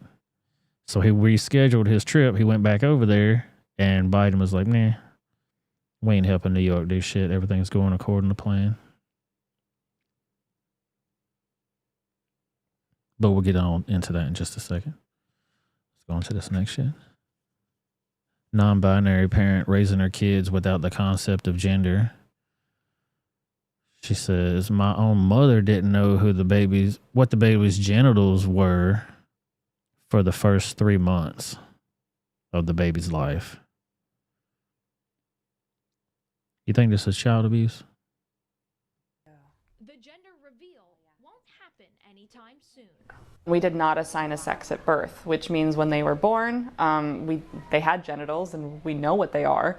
We just chose to acknowledge that those genitals don't indicate anything about gender. Meet Sparrow, a smiling, curious... Sparrow. This kid's name is Sparrow. Adorable 11-month-old baby. Is this a baby? Your next question might be, is Sparrow a boy or girl? Can I see Elmo? The answer, to be determined. My own mother did not know Sparrow's genitals for the first 3 months, even though she was... See, what's whack about this is they equate it to just genitals. My mom didn't even know their genitals. Why would you want to know your kid's genitals? We don't want to know their genitals, lady. But it tells you a whole lot about what type of shirt they need to be putting on, you know what I mean? In the very least. Living with us at the time. You're doing so good. Sparrow's parents decided to raise their baby gender neutral, meaning Sparrow will decide gender Always got that damn nose ring, too. when older. Even Sparrow's birth certificate says sex unknown. The gender reveal. That seems absolutely crazy to me. Like, eventually, the baby will know its own gender. Eventually. Even though she was living with us at the time. You're doing She just said she to her mom. Oh my God. so good. Sparrow's parents decided to raise their baby gender neutral, meaning Sparrow will decide gender when older. Even Sparrow's birth certificate says sex unknown. The gender reveal. Weird. To each their own, I guess.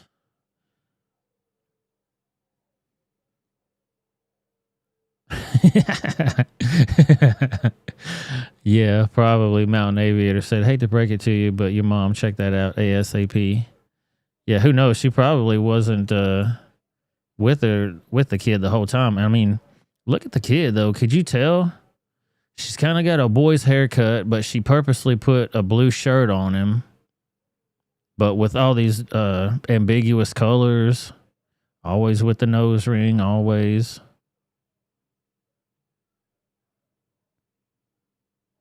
I mean, it looks like a boy, but it kind of looks like a girl, too. I mean, if they don't want to do those types of traditional things, you know what I mean? Like sex unknown. Hang on. If they don't want to do traditional things, why even feed the kid? You know what I mean? Why even change its diaper? Why even take care of it? Just let it do its own thing. Put it in the corner and let it see if it walks around or if it makes you lunch or whatever. And it's so crazy. On one hand, they're saying, this is my kid. I can decide whatever I want to do with it. And then on the other hand, when you say, hold on, this is my kid, it's what I decide to do with it. They're like, oh, no, you can't do that. Children are independent thinkers. They choose their own path. That shit seemed like some Munchausen by proxy right there. Whatever mental illness that young lady is suffering from, she passed it on to her kid. It's hard enough being a kid without all the rest of that shit.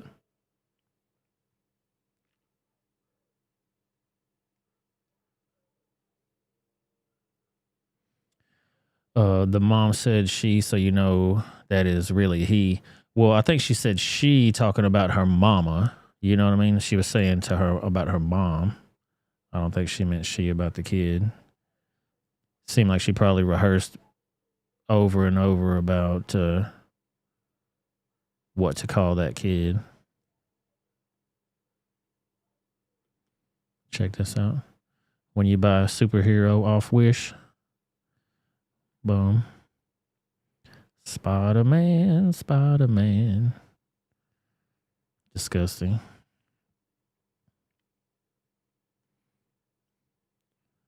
Gross.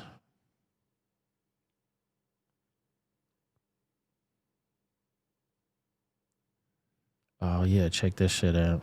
You're going to love this. You're going to love this shit. Total of $95 million. $95 million of COVID-19 relief funds obtained by the city of Chicago was used towards the costs associated with illegals' expenses, mostly to cover staffing at their shelters. I'll read this here.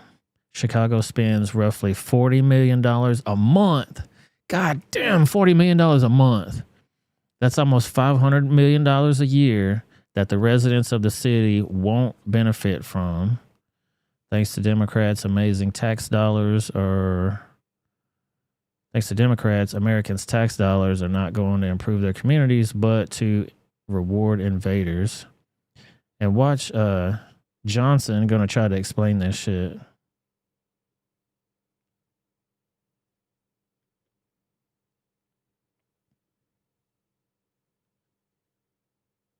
City of Chicago had to take $95 million from their American Rescue Plan pot this year. Sources say much of that spending is meant to cover staffing at the city. Stop. Dude, first of all, can you even do that shit? If they allocated funds, even government-wise, if they say, okay, this was for COVID-19 relief fund, can you get into that fund to do other shit around the city with it? Especially given illegal programs and shit to illegals? Benefits and stuff to illegals? Seems crazy as hell. Migrant shelter. The Johnson administration is looking to repurpose COVID relief money without putting it to city council for a vote. Repurpose my ass. So he's going to repurpose this money without even going to the city council for a vote. That's some of that hot girl city mayor shit. The other one in Illinois. I watched a report too about Chicago being, not just Chicago, Illinois being the most corrupt state. It doesn't surprise me. Let's keep going. We have infrastructure in our local communities that are not designed to carry such a burden. Mayor Brandon Johnson in his latest plea to Washington, asking the federal government to help fund a crisis he has said is costing the city around $40 million a month. Local municipalities are not structured to be able to carry the weight of a crisis like this. With just days left until the new year, the Johnson administration tells CBS 2 that the city took in more tax dollars than they were expecting in 2023. That allowed them to use They took in more tax dollars than they were expecting. Wow. So instead of giving y'all motherfuckers a refund, they said, you know what?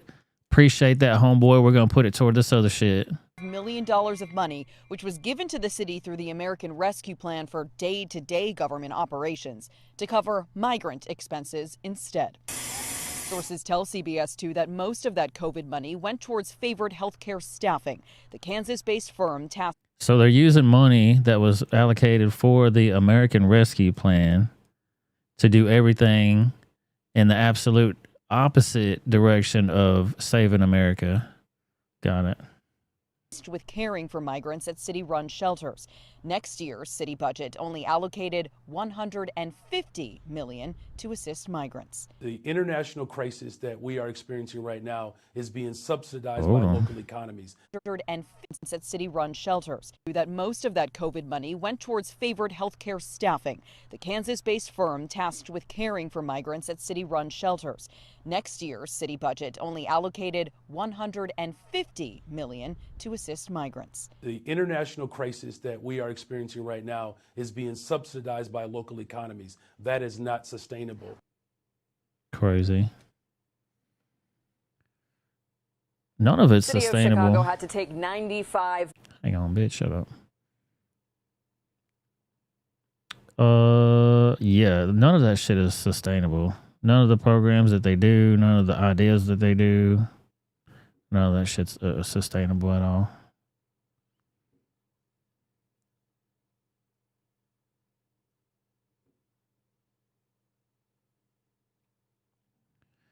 Check this video out. Some weird motherfucker is upset that their cat got on the neighbor's vehicle. So you can hear them arguing in the background. They're arguing about the neighbor came over and made friends with the cat and like seduced the cat to come over now. And he's wanting to call the cops. I just want to be clear. You're upset because we made friends with your cat? You're unreasonable people. You're holding our cat. Go in your yard and say, Mercury, go home. Don't come in our yard anymore. She will not listen. She's a cat. She doesn't speak English. She's a cat, dude. Really? Okay. All right. Well, we'll have the police department figure it out. Absolutely. Great idea. Right, you cat pervert. Oh my God, you guys are absent. I've done nothing to bring the cat. I've done nothing to bring the... I just want to be clear. You're upset because we made friends with your cat? You cat perverts! Bunch of weirdos trying to pet on my cat. Leave my cat alone. Stop touching on it. Fucking weirdos. We're gonna let the cops sort this out, buddy. Weird motherfuckers. Cat pervert. Weird. What a weird thing to get your ass whooped over, too. You know what I mean? Like, what the fuck, dude? Oh, shit. You want to get your ass whooped over your cat? That's fine with me.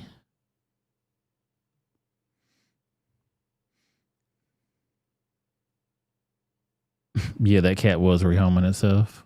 Hilarious.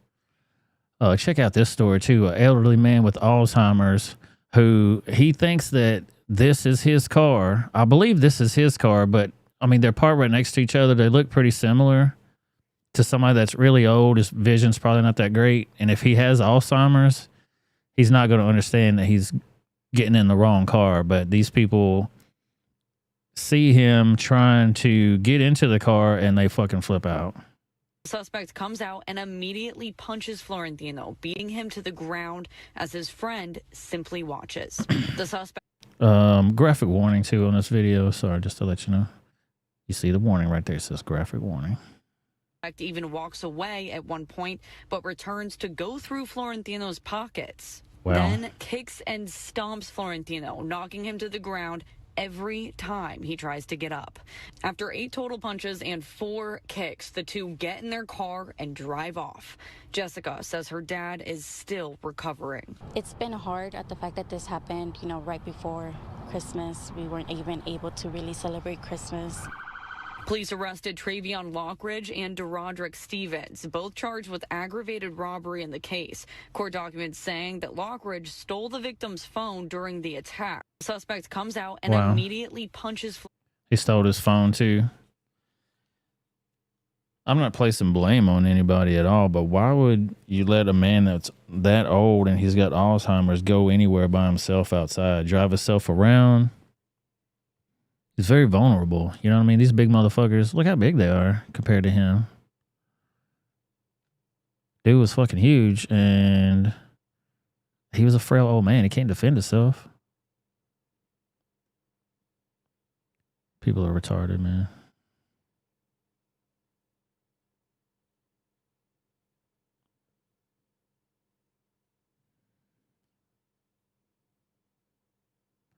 Oh, yeah. Did y'all didn't see this? USA Boxing is now allowing biological males to compete with females starting in 2024 with their new transgender policy. The new rule states that the individual is over the age of 18. They will be able to compete in the division of their choice. They will then be required to declare their gender identity, hormone testing, and chop off their privates. In a statement, USA Boxing said the new rules were to provide fairness. The purpose of the policy is to provide fairness and safety for all boxers. Allegedly. Fucking retarded, dude. So that's something to look forward to. You're going to get to see a grown man beat the shit out of women in the boxing ring. Fantastic. Give me your phone, bro. Give me your phone. Watch this shit. Man. Why are you recording me, bro? On trip. Back up. Oh, you said what? I'm from EC1, I know, nigga.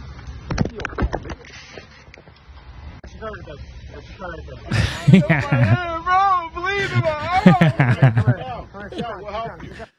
it. Boy, he looked hard as a motherfucker right there, didn't he?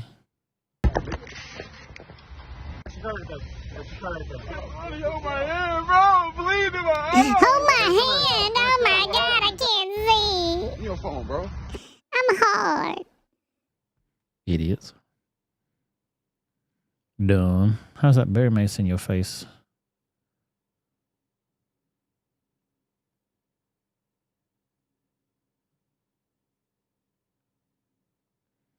Check this shit out now.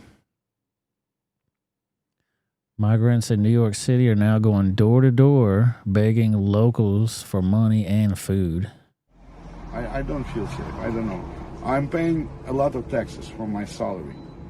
And I'm completely transparent to IRS and everything. So I think it's enough what we're already paying, you know, for them to support if we call ourselves a sanctuary city.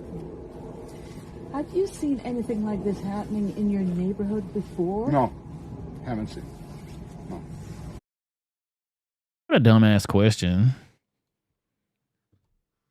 Have you ever seen anything happening like this in your neighborhood before? Hell no, bitch. You let all these people in here.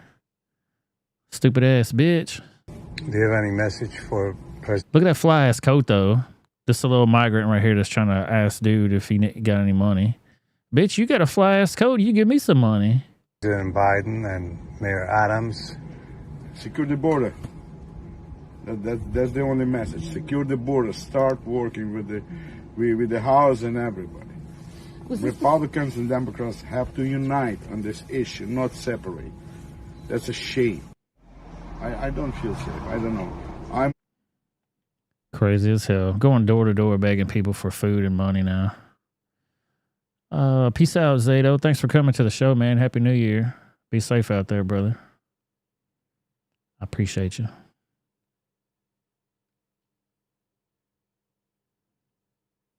In other deviant news, remember the little fucking weirdo that was getting his cheeks clapped in the Capitol Senate House, whatever the fuck the place was? He's out here, got his eye on the homeless people now. Okay, Baltimore has the sexiest homeless population of any city in America. Like in DC and San Francisco, the homeless people are not cute. But like in Baltimore, there are some who I would totally let hit it. These motherfuckers out here ain't even cute, but Baltimore, back it up. Get the fuck out of here, you little weirdo. This motherfucker out here eyeballing homeless people, trying to get his dirty little cheeks clapped on.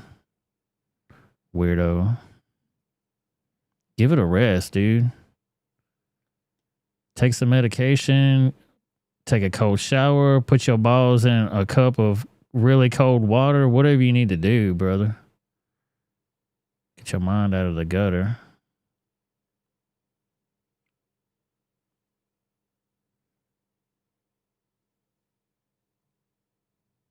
Check this out. Y'all remember the BLM situation? We're doing the little look back into 2023 as we're getting ready to go into 2024. Let's watch how BLM started versus how it ended.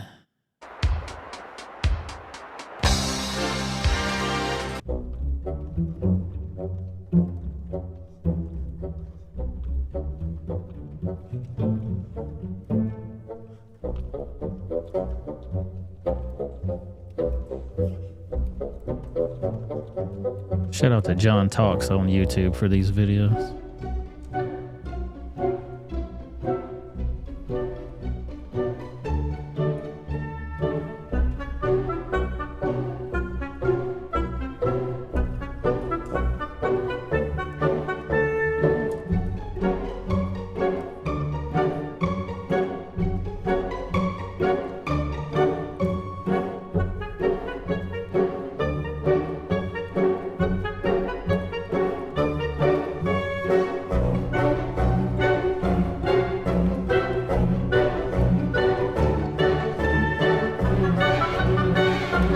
It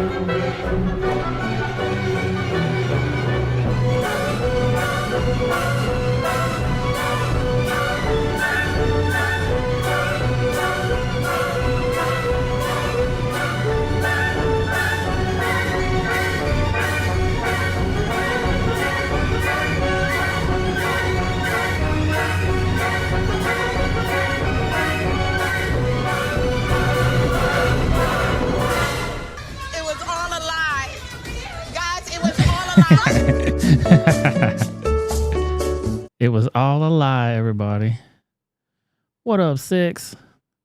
Welcome to the party, pal. Happy New Year, sir. Woo. Going to the wrong thing there.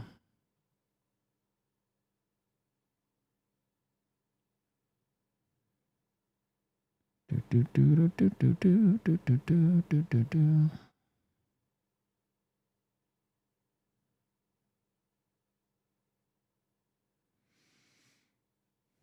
Go back here 1 sec. Limited.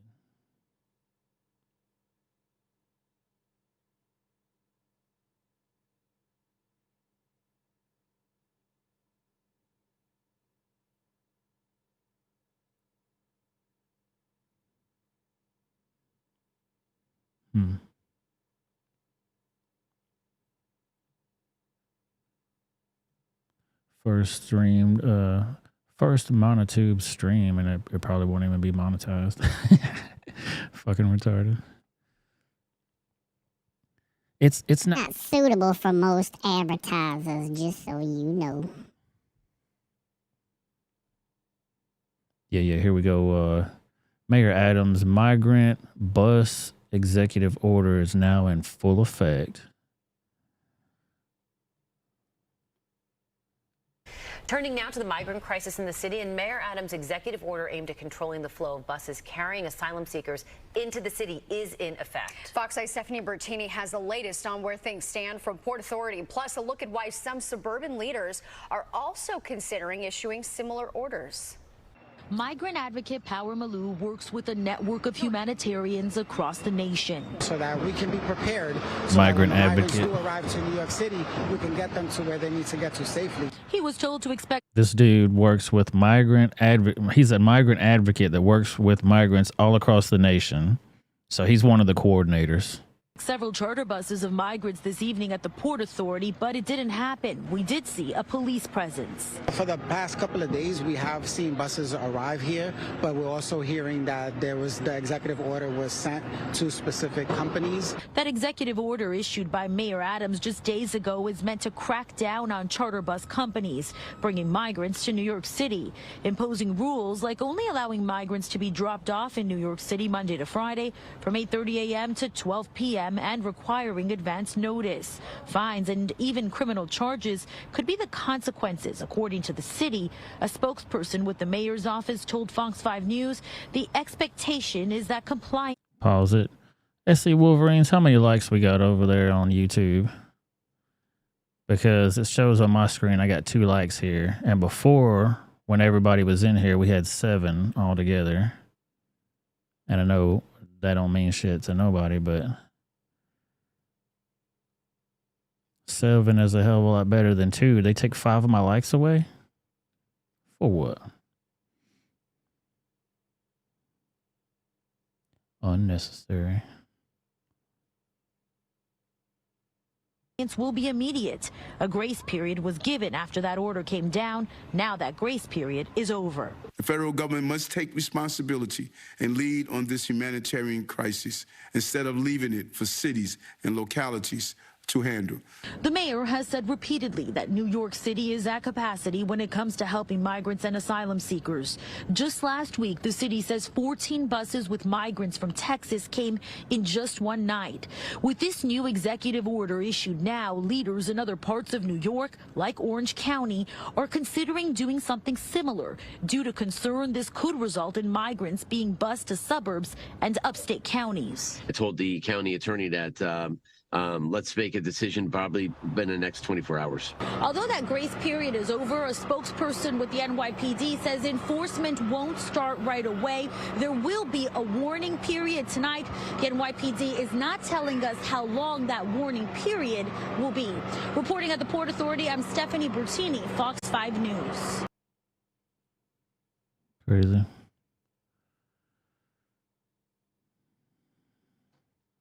It's 3 on your end too. That's whack, dude. Because I'm watching it when everybody was in here before, and when we had a full house, there were 9 people in here, and we had 7 likes, I believe, going in there. Which makes total sense. I mean, it absolutely makes sense.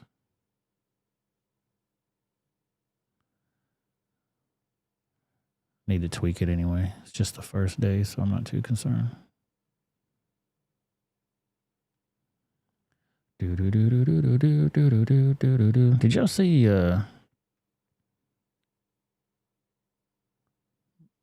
screen back up here? Disney,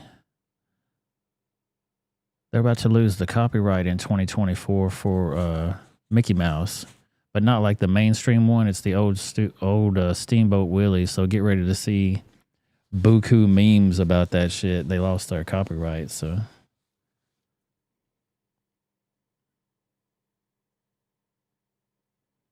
Come on now. When the clock strikes midnight tomorrow, it won't just mean the start of a new year. It will also be when copyright protections expire on a number of well-known books, films, and musical compositions. That includes works like All Quiet on the Western Front, Peter Pan, and the Marx Brothers musical Animal Crackers. But one work that's entering the public domain on 2024 is getting a lot of attention. CBS News senior business and technology correspondent Jolene Kent has the story. It's a simple early rendition of perhaps the most recognizable cartoon character ever created. This is about to be crazy. I don't know what people are going to do, but I can just guess. The 1928 animated short Steamboat Willie marked the film debut of Mickey Mouse. And Minnie, too.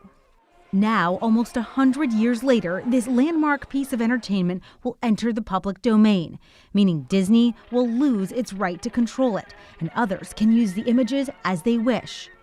This was set to happen years ago, until Disney, with other groups, got Congress to pass extensions. But the last of them expires at midnight on New Year's Eve. Yeah, midnight tonight. What basically is happening now is that we will be able to do to the great works of Disney what Disney did to the great works of the public domain before him. And that's how creativity is supposed to happen. We build on our past. Lawrence Lessig is a Harvard law professor and expert on copyright issues. So this is a bit of a full circle moment then. Absolutely. And I think Disney should celebrate that, because what we know about the creativity of Walt Disney and the Disney Corporation is that they've made stories relevant to our current time. So starting on Monday, anyone has the legal right to use Mickey and Minnie Mouse in new creative works like books and films. But there's an important caveat. It has to be the Steamboat Willie versions, not the more familiar rendition. Yeah, you can't do these right here. Of the characters that followed. What are the limitations? What are you not allowed to do? You cannot use the characters in a way that misleads consumers into thinking that Disney has produced or sponsored your product. Jennifer Jenkins teaches at Duke Law School, specializing in intellectual property and the public domain. The way I think about that is the public domain is like a box of chocolates. You never know what you're going to get. A case in point, Winnie the Pooh. Winnie the Pooh, Winnie the Pooh. He walked out of the 100-acre wood and into the public domain 2 years ago.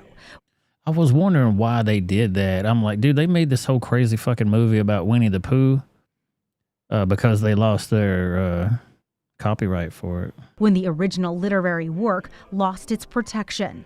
And that led to this.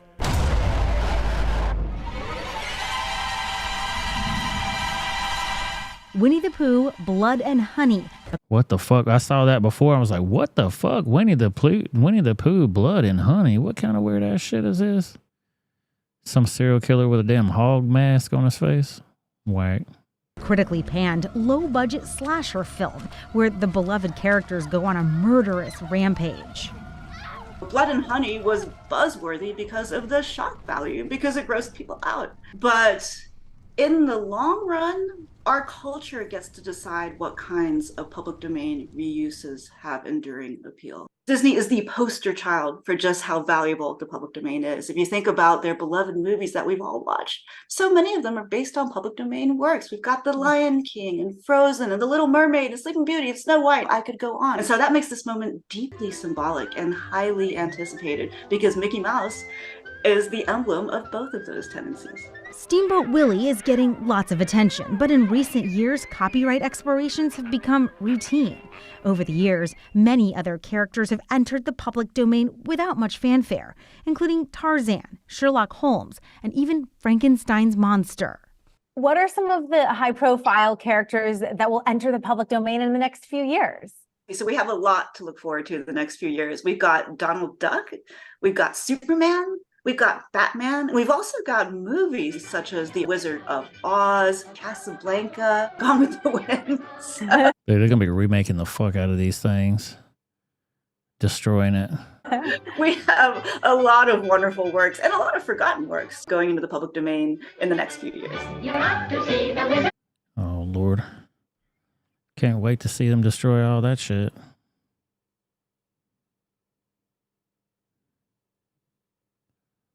Speaking of the clock's run out. Time's up. Over, plow. Even said that you got into this race just to stop President Trump. His approval rating with Republicans is currently at 81%. Yours is at 25%. Your best state is New Hampshire, and even there, 2/3 of GOP voters say they would be angry and disappointed if you won. Respectfully, Governor, you have not stopped Mr. Trump, and voters may wonder how you could possibly become the nominee of a party that does not appear to like you very much. What happened to Israel was dead wrong. What Hamas did was medieval. It was subhuman. It was immoral. And we have to call that out for what it is on October 7th. But to say that that was an attack on America fails a basic test. I mean, Nick, if you can't tell the difference between where Israel is and the U.S. is on a map, I can have my 3-year-old son show you the difference.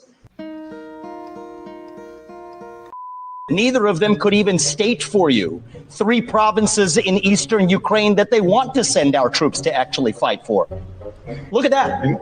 This is what I want people to understand. These people have, I mean, she has no idea what the hell the names of those provinces are, but she wants to send our sons and daughters and our troops and our military equipment to go fight it. Dude, when she had that little smirky, stupid little smile look on her face, I was like, wow, he just torched that bitch and she didn't do nothing. And they trying to say that she's right on the heels of Trump. Man, you better wake your ass up. Look at the blank expression. She doesn't know the names of the provinces. Hello. That stupid little look right there on her face. Darkness, my old friend. First of all, Chris Christie also doesn't know what provinces in eastern Ukraine he actually wants us to fight for.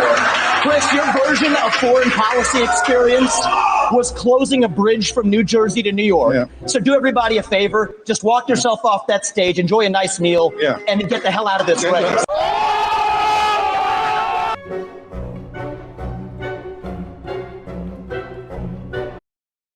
And then here was Chris Christie complaining to Nikki, not Nikki Kelly, God damn it.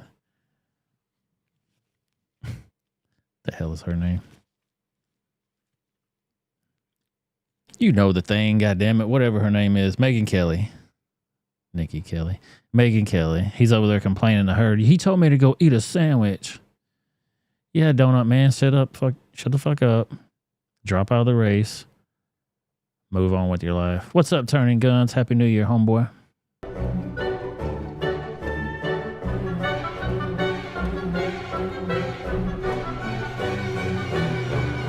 And Nikki Haley's campaign launch video sounded like a woke Dylan Mulvaney Bud Light ad talking about how she would kick in heels. At the first debate, she said that only a woman can get this job done. That's what she said.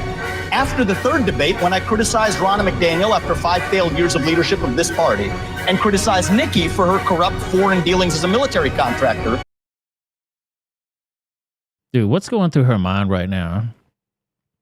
I wonder if she's just blocking him out, like she's getting a lecture from her husband or something. You know, normal, they just block that shit out. They ain't hearing you. He is roasting her ass right now on this debate stage, losing her ass, and no comment whatsoever. She's just standing there. She said that I have a woman problem. Nikki, I don't have a woman problem. You have a corruption problem. And I think that that's what people need to know. Nikki is corrupt. This is a woman who will send your kids to die so she can buy a bigger house. The little smiley smirk right there, when she wanted to smile herself, going, damn, that was a good one, dude. And saying Nikki equals corruption on there. Nikki equals corrupt. And she just had to smile like, oh, damn. Left its seeds while I was. Snap back to reality. Oh, there goes gravity. The clock's. Shout out to John Talks over there. Make sure y'all check him out on YouTube. He's got all the fun shit. Oh boy. If the first monetized stream of the year doesn't get shut off for the news store so far, this one will probably do it.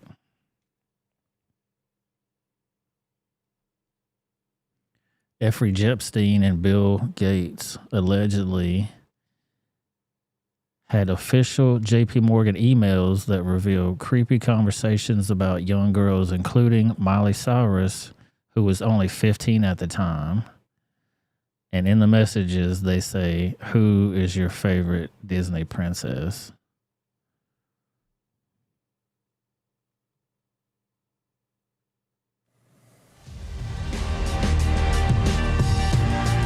We don't need to hear the music. We just need the story. Journalist Li Fang wrote yesterday, Epstein sent many rambling emails suggesting projects with Bill Gates. Asked to prep presentations for new Gates-backed foundation, $100 million minimum investment expanding on exchanging prior Gates-related interests like vaccines and maternal care. In one of those emails from February 25th, 2011, Epstein reportedly wrote, Gates guy here today, no reporters, I took care of that. Stay calm and focused. We need to speak. I am staying until very late tonight. Seeing Gates read donor on Tuesday, Thursday, Friday, Wednesday set aside for 2-3 hours to discuss exactly this. This comes as more information on Epstein's dealings are coming to light amid JP Morgan's fresh accusations over ties to the accused sex offender, Jeffrey Epstein. Yeah, so these... Yeah, and this shit's about to get wild here, too. From what I heard, they got some big names on there. Everybody's anticipating this drop of information, allegedly. Redacted information. Are filings from this JP Morgan Virgin Islands lawsuit. So just more and more emails from JP Morgan officials, Epstein talking about it, just all the influential, important people with lots of money that Epstein was connecting to government officials at the island, to the bank as well. And his ongoing kind of relationship with Gates, which is, these messages to Gates people are 2011. So that's after he's already a known sex offender. He's been convicted. He got his house arrest or whatever kind of deal he got for sexual misconduct with underage girls. So you can't say, oh, I didn't know. It was known. And if I remember correctly, John Podesta is the one that gave him like that sweetheart deal. That's what everybody coined the term at that time. It was the sweetheart deal. And he's back in the mix now too. I'm like, what the fuck's he doing hanging out at the White House now all of a sudden? The band's back together again. Known by then. There's some joking about Miley Cyrus, who at the time of this is 15. She's a Disney star at the time. So that's a clear inclination of an awareness of exactly the kind of thing Epstein goes for. It's disgusting. And these are official emails between JP Morgan officials and your homeboys. Yeah. I think very it's disgusting. it's a bit of a lens into what the world is like for bankers in America at the very high level. Well, read it, bitch. Emails that Li Fong posted to Twitter, you have one from a Mary Erdoes at jpmorgan.com official email to an unknown person saying, obviously they're at a party. This is, really late at night. The first email is about 8:30. This has turned into a cheesy broker fest. Totally not cool. The only cool people here are at Glenn's table, same as bat mitzvah. So maybe they've known each other for some time. The response is at 1:20 a.m. Epstein there with Miley Cyrus. And so this is like official JP Morgan emails where this exchange is happening. Was Epstein actually there with Miley Cyrus? We don't know. But the fact that they made the joke shows that these bankers on their JP Morgan emails are comfortable joking about the billionaire being out with young girls. They were comfortable joking about a lot.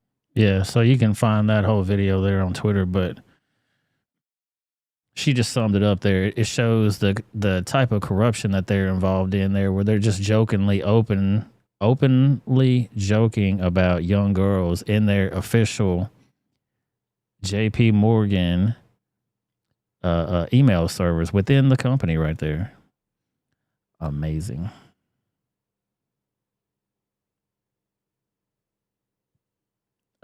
Amazing. Let me see one thing here. I'll keep this up here so we can keep the time. Boom. It's almost time for the passage of time, which represents time. Time after time. Kamala Harris. Let me go to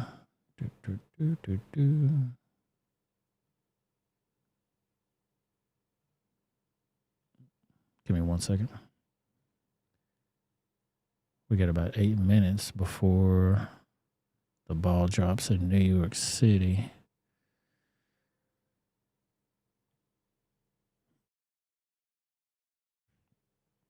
Go check that out here in just a second.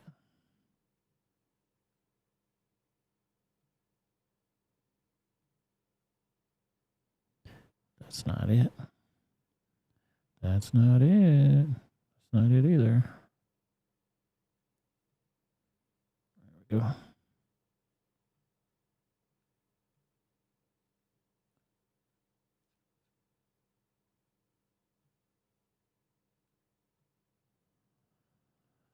They ain't started yet. I'm gonna keep it in the background though.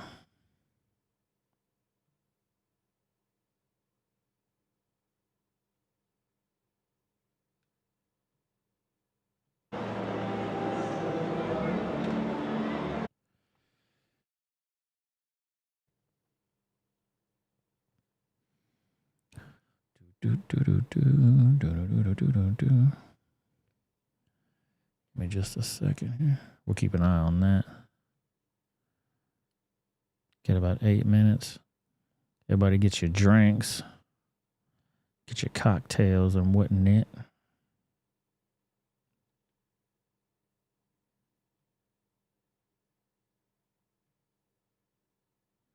I'll have to keep doing that with this stupid fucking window. I know what I'll do. Give me 1 second.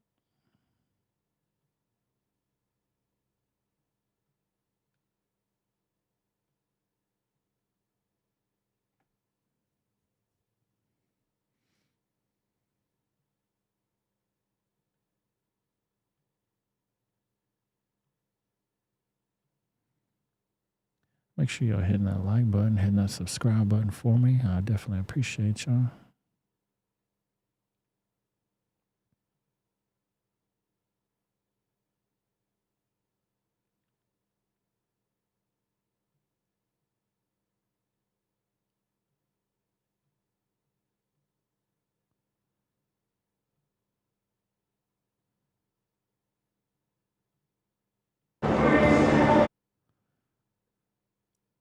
About 5 minutes left on that shit. Check back there in just a second. New allegations against a candidate running in a competitive Virginia House of Delegates seat.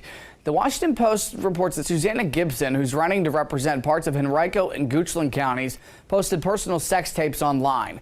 According to the Post, Democratic delegate candidate Gibson performed explicit acts with her husband in live videos online and solicited donations from viewers.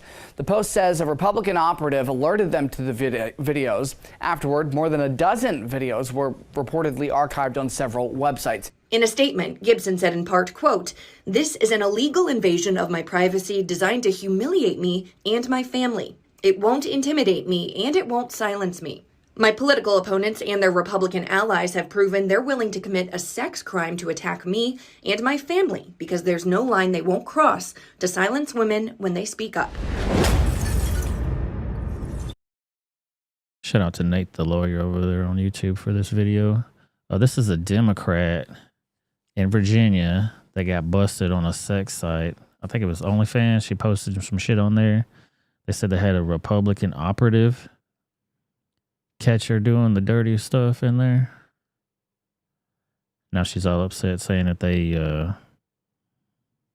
invaded her privacy. I mean, he's going to explain it to us. Okay, so I want to talk about this story of this woman who's running for legislature in Virginia. Her name is Susan Gibson. Here's the background details on Susan Gibson. Now, Susan Gibson was born in 1983 in Virginia. She's a nurse practitioner. Not to be confused with the lady in Arizona that was a Republican. They got busted for doing menage a trois with her husband and then allegedly having rape allegations put on him. Not the same one. This is a Democrat this time. And married to an attorney and has 2 children. Now, she was running for Virginia's 57th House District as a Democrat. And this sex scandal is the thing that essentially ended that run because she lost in a very heavily Democratic district. So when I mean heavily Democratic district, this is what I mean. Sally Hudson is the incumbent Democrat in this seat. So during the last election, she won with 78.5% of the vote over her Republican rival. That's a lot. Then Susan Gibson wanted to replace her. So really, in this district, it's the Democratic primary that's really the election. No Republican, you're not thinking a Republican's going to win this seat. Not after losing by almost, 50 points. And even going down. No Republican has ever held this seat. It's always been held by a Democrat. So this is a core Democratic seat. But in the recent general election, the Republicans shocked the world and actually won the seat with 51.4% of the vote. Wow. So this was not a toss-up seat. So now this is where things went bad for Susan Gibson, because don't forget, she was a Democrat running for a heavily Democratic seat in a heavily Democratic county, and it was almost guaranteed for her to win. But on September 11th, 2022, the Washington Post published an article revealing Susan Gibson had videos on Chatterbait. Now, if you don't know what that is, it's a porn site. Now, on that porn site, you could see that they were doing live cam shows, and Susan Gibson was actually asking people to donate money for her to do explicit acts to her husband. Here's the news media explaining. Hey, at least she's doing it with her husband. You know what I mean? You can say what you want to about them putting it out there or whatever, but at least she is doing it with her man and not some stranger. On Monday, Washington Post journalist Laura Vozella reported that Democratic candidate Susanna Gibson, who is running for the House of Delegates seat in the 57th, quote, performed sex acts with her husband for a live audience and encouraged viewers to pay them with tips. Vozella wrote that the video I got a tip, drop out of that race. Originally streamed on a website. SC Wolverines, my bad. I got my sex scandals messed up. Dude, there's so many. I mean, how can you keep up? The ball's dropping right now. Let's get over there.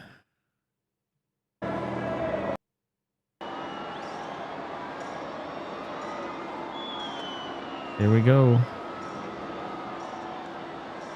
Happy New Year, everybody. They have to push the button. Thanks, SC. Happy New Year, everybody. We are at the 12 o'clock mark in New York City. 11 o'clock still Central Time here in Nashville. Happy New Year to Sonia if she's listening. I'll listen on the playback.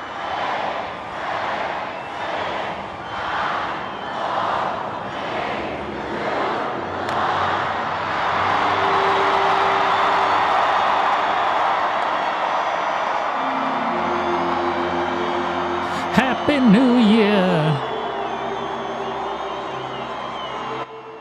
Yeah, I'm going to have to kill the music on that. Happy New Year! Happy New Year, everybody. Let me get my... Where's my thing? I'm totally unprepared. Yeah.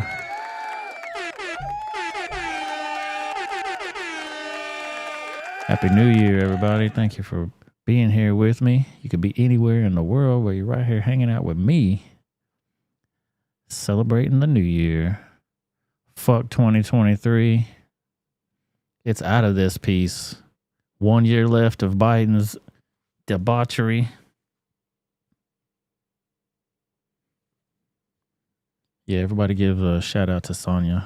She's probably going to be listening to the show later. I don't know if she's listening or not now, but Happy New Year, everybody.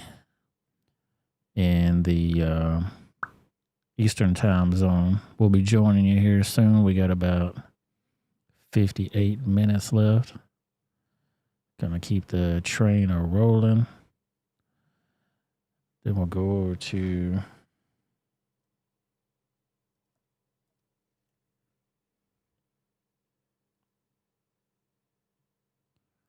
we'll do the Nashville ball drop when that one happens.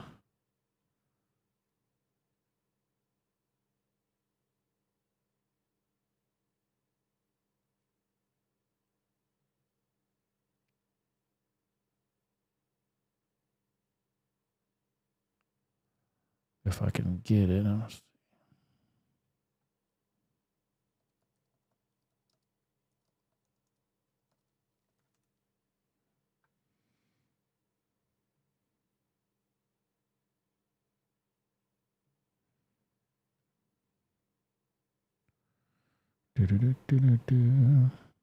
Should be able to have that. I don't know why.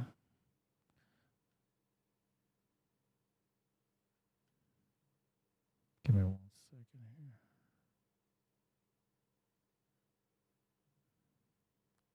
I'll try to get us a Nashville feed for that.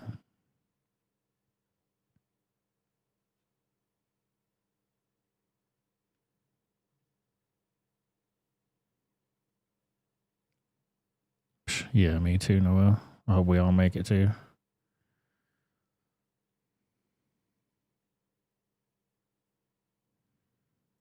Yeah, fuck 2023. And as far as 2024 goes, we're going to kick that bitch in her lady balls. It's time to start kicking ass and taking names up in here.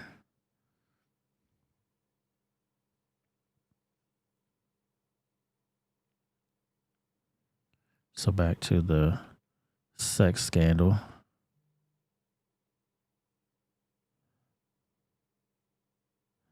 She did sex online, performed for tips.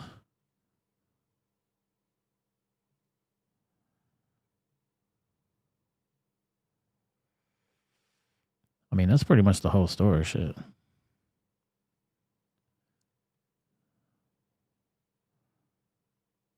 Thank you for that, Krabby. Sent me a link. Jump onto it right quick.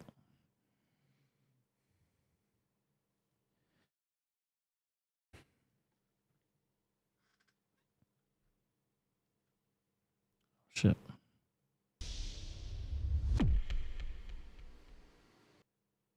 Hey everybody, James Yeager here with Tactical Response, and I got the terrorist mouthpiece with me.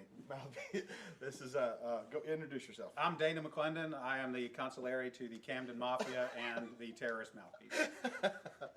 But what are we going to talk about? What are you going to talk about today? Today's lesson is, it's a little off the beaten path of tactical response, but it's still something that you can use every day. This is the hot, crazy matrix. It's what you need to know about how to deal with women and how to analyze the situation that you may be in or want to be in. Okay, let's take a look at that right now. Okay, so this is the Universal Hot Crazy Matrix. It's everything a young man needs to know about women. I've developed this on my own over 46 years of living on the earth. So this is how it works.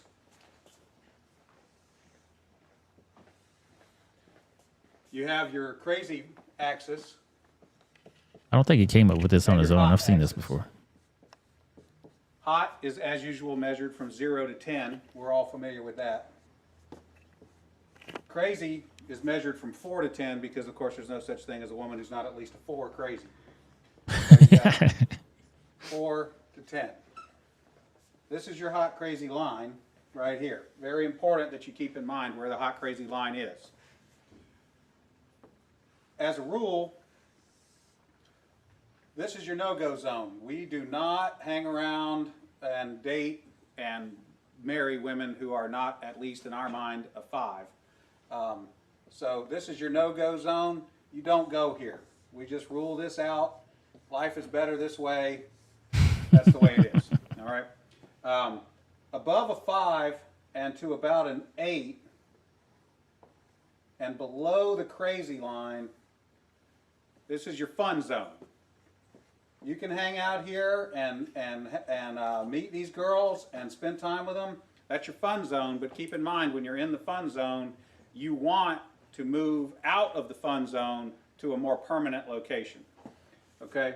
So that's the fun zone above a 5, hot, below an 8, hot, and below the crazy line. This means these are most of the time not crazy. Okay? Above the danger zone, above the crazy line, we have the danger zone. This is your redheads, your strippers, anyone named Tiffany. This is hairdressers. This is where your car gets keyed. You get a bunny in the pot. Your tires get slashed, and you wind up in jail. Now that Anybody we have some named of the Tiffany? chart filled in, we got a couple more pieces to put in. But at this point, understand something. This is not a static environment. This is a situation where you have got to use this matrix over time to develop some reliable data. It's like a dope chart, okay? Because at any moment in time, any woman that you have previously located on this chart can vanish from that location and appear anywhere else on the chart. So what you have to do is over time collect some data. And once you have a cluster of data points, you can begin to consider that reliable. Now, moving on, you have this zone here. This is below the crazy line, above an 8 hot, but still, about a 7 crazy. This is your date zone. You can stay in the date zone indefinitely. These are women that you introduce to your friends and your family. They're good looking and they're reasonably not crazy most of the time. Okay, so you can stay here indefinitely. Now, A 7's pretty up there though. Goddamn it, he's above 8 in that above date an 8 zone. hot and between about a 7 and a 5 crazy. This is your wife zone. Okay, when you meet this girl, you should consider a long-term relationship. This zone is not scaled to size. This is a representation and not an actual. This is not a pie chart showing you how many of these people are out there. This is simply a representation of what you're after. You want to be 5 to 7 crazy, above an 8 hot. That's your wife zone. Okay. Now, below a 5 crazy and above an 8 hot, this is your unicorn zone. These things don't exist. If you find a unicorn, please capture it safely, keep it alive. We'd like to study it and maybe look at how to replicate that, okay? So I was explaining this to a guy one time, and he said, wait a minute. I met this girl, and she's like smoking hot. She's like at least a 9, and she's chill. She's totally cool. She's like not even a 3 crazy. I said, you're telling me you've met a girl, she's a 9 hot, and she's like a 2 or a 3 crazy. He said, yeah, man, I like her a lot. I said, you should be careful. That's a dude. You're talking to a tranny. So you got to be careful, because Down here, below a 4 crazy and above an 8 hot, you're probably talking to a dude. I know. That is the universal hot crazy matrix. All right, Dana, that was pretty good. Now, let me ask you, like, for the women watching, is there a male version of that? I mean, would it also be? Oh yeah, it's a little simpler. If a dude is super hot, okay. Yeah, it's a little simpler, but we can do it real quick. It doesn't take very long at all. For women, this is your matrix. You got your cute axis, and you got your money axis. Okay, and if you have, there's only 3 sections. Women have a very large no-go zone.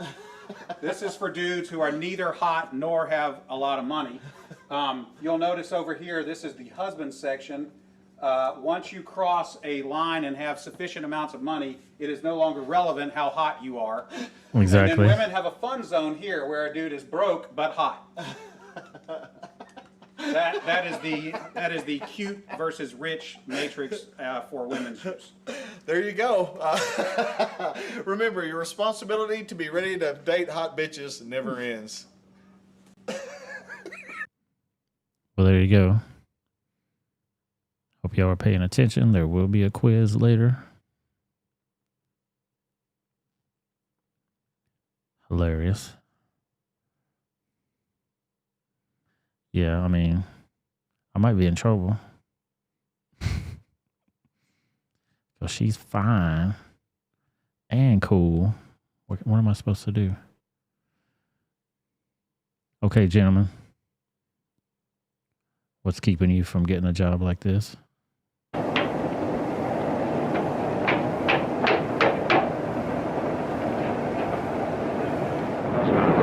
I shoot it this time? I was talking to Sonya about this, actually. I'm like, do you remember the dudes back in the day that used to build skyscrapers with no fucking safety equipment?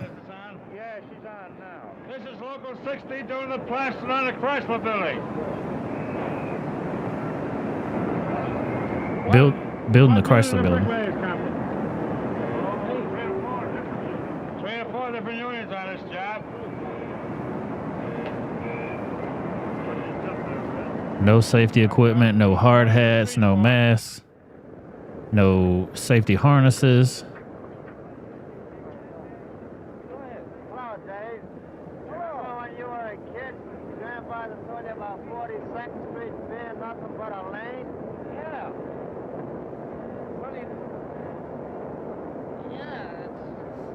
Pretty soon it'll be worse than Wall Street. By the way, you're the iron worker on a job here. How much steel is there? Well, it's 23,000 tons. I don't even know. Are they wearing? It looks like they're wearing gloves at least. You're an electrician on the job. Yeah. How much wire is on Back when men were men and you actually could climb to the top of a building and have a conversation. I'll say. Yeah. How tall is that? 1,030 feet high. Quite a height. I wouldn't want to fall over that. No. Dude, you can't even talk about falling off a building when you're on a scaffolding that damn high. You know, they say you can't have, say, fire in a movie theater and you can't say bomb on a plane. You cannot say fall off a skyscraper while you're hanging on to the side of a damn skyscraper. Amazing. Kids nowadays, or even young gentlemen nowadays, wouldn't and never do a fucking job like that. You're crazy. Shit just won't get built. When this civilization falls down, shit just won't get built again. Well, it will, but you know what'll have to happen? Excuse me. Let's watch this. This elderly woman believes that she is engaged to Post Malone. He's actually sent me a few rings. I confirmed that it wasn't a real diamond, but it's still special because it comes from Post Malone. I've talked to him on the telephone 3 or 4 times. When we've talked, it's never his voice. He talks to me with a Jamaican accent to protect his identity. I have sent he talks to her in a Jamaican accent to protect his identity. So come on now, girl, give me that money. You're gonna send me down there. Around $3,000. It was just proof to his family that I was not using him for his money. I would send him a $50 gift card, a $100 gift card, maybe $150, but it was always for a good cause. So she sent this motherfucker $3,000 just to prove to his family that she wasn't using him for his money. There are gullible people in the world. He would tell me it was for his charity. Everything about him makes him interesting to me. He is good looking, and I do find his tattoos attractive. He calls me his queen, I call him my king. When we do text, Posty will tell me I'm coming, my queen, and I'd say, okay, I'll see you when you get here, and he never does come. He tells me he's busy. Look at these suits, man. I believe this guy's a put on too. I can't believe somebody that has all these face tattoos and shit. I don't even know where this clown came from, but people love his music. I don't know. I think it's all a big act, in my opinion. Or he's got a concert. He always has an excuse. I know I'm not being scammed. I've never met Post Malone, but I'm waiting for that day to come. That's why. Old ass lady. You got old ladies out here waiting for Post Malone. That's how crazy 2023 was. Crazy.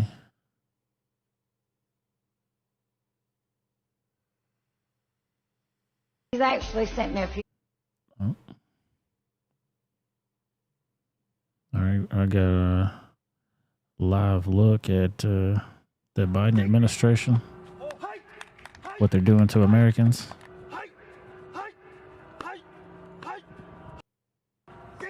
Got to build up that resistance, Americans. One more year to go, guys. Tearing it up. Tearing it up, son.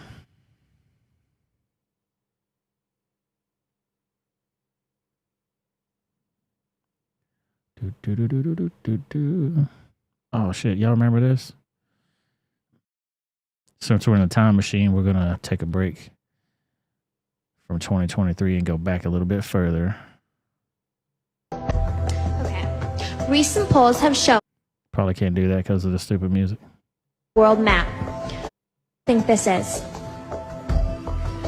I personally believe that U.S. Americans are unable to do so because some people out there in our nation don't have maps, and I believe that our education, like such as in South Africa and the Iraq, everywhere like such as, and I believe that they should, our education over here in the U.S. should help the U.S. or should help South Africa. Awesome. When is she going to become the Secretary of Education? That's what I'm waiting on. I'm waiting on it. Well, we're waiting for 2024 to come to my location. Check out this caravan coming to Mexico. Look at this shit, dude. It's a bunch coming this time. There's a whole nother caravan on its way, and it's a bunch. This shit looks totally coordinated. It's like, all right, everybody get at the front of the line, and we're going to go 3, 2, and go, everybody. We're going to walk. Everybody walk. Because this is the front of the line right here. Is this how migration usually works? Everybody just goes in a big old group like that together? And these types of lines, it looks like regular people. There's men here. There's women here. There's a woman there with a damn baby stroller. Look, there's a baby stroller. The fuck? Everybody's got their head looking that way. What are they looking at over there? Why is everybody looking that way?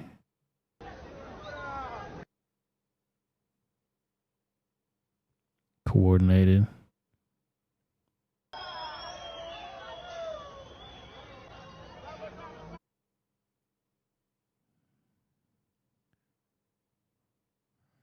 Yeah, that would be a good idea. Turning Gun said need another line on that matrix chart to calculate intelligence. Yeah, that could probably offset some of that crazy. You know what I mean? If you got a really smart woman, you can forgive some of that shit. You don't want them too smart, though. What about that NASA scientist that wore a diaper to go kill that bitch? No. She wasn't hot, though. She was way up on the crazy scale. Wasn't really there on the hot scale. Let's go check out Ryan's room. Welcome to 31-year-old Ryan's home. Don't need to hear the music.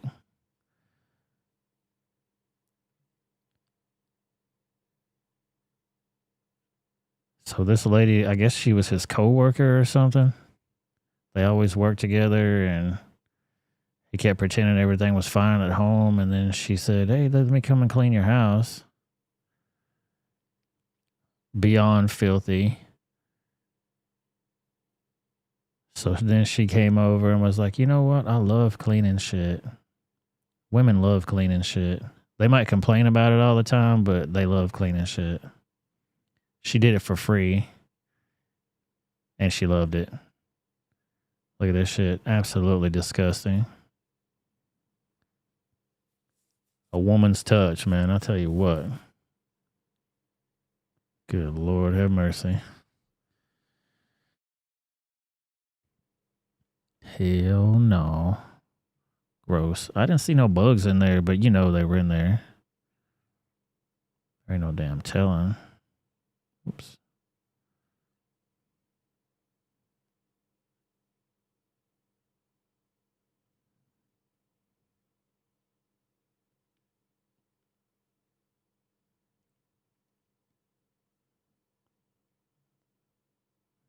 Yeah, that shit was gross, dude. That's an episode of Hoarders like a motherfucker. You ever watch that show? That show make you want to take a shower, dude. Make you want to start cleaning your house up. Let's watch this old school interview back in the day. Not even an interview. It's a call-in from... They're playing a recording of Michael Jackson. And this is after he died. But... his dad is sitting there and Pierce Morgan, and they're talking about his idea to buy Marvel back in the day and basically do what Disney is doing right now. He wanted to buy all those intellectual properties and make money off that shit. This is him discussing with you, I think, about a plan to buy Marvel, the comic business, back in 2001 or 2, I think it was. Let's listen to this. We could easily go into Universal and buy. We would own Jaws, E.T., Close Encounters, all the classics from Universal. Own all of that stuff, and that would allow us to do a a channel. Part of the Marvel channel can be not only the Marvel characters, but Marvel films like the catalog. We could do anything we want, from restaurants to retail, theme parks. Now, you actually got the financing in place, I believe, for this deal. Then came the scandal court cases, and it all got put on the back burner. Disney ended up buying Marvel and doing exactly what Michael had predicted and making a fortune at it. Tell me about this. That was the second. Do you think that's a coincidence? Like, he had all those ideas to do all that shit, and maybe he discussed it with the wrong person, and they said, you know what, man, that is a great idea. Let me go ahead and assign you a new doctor. Allegedly.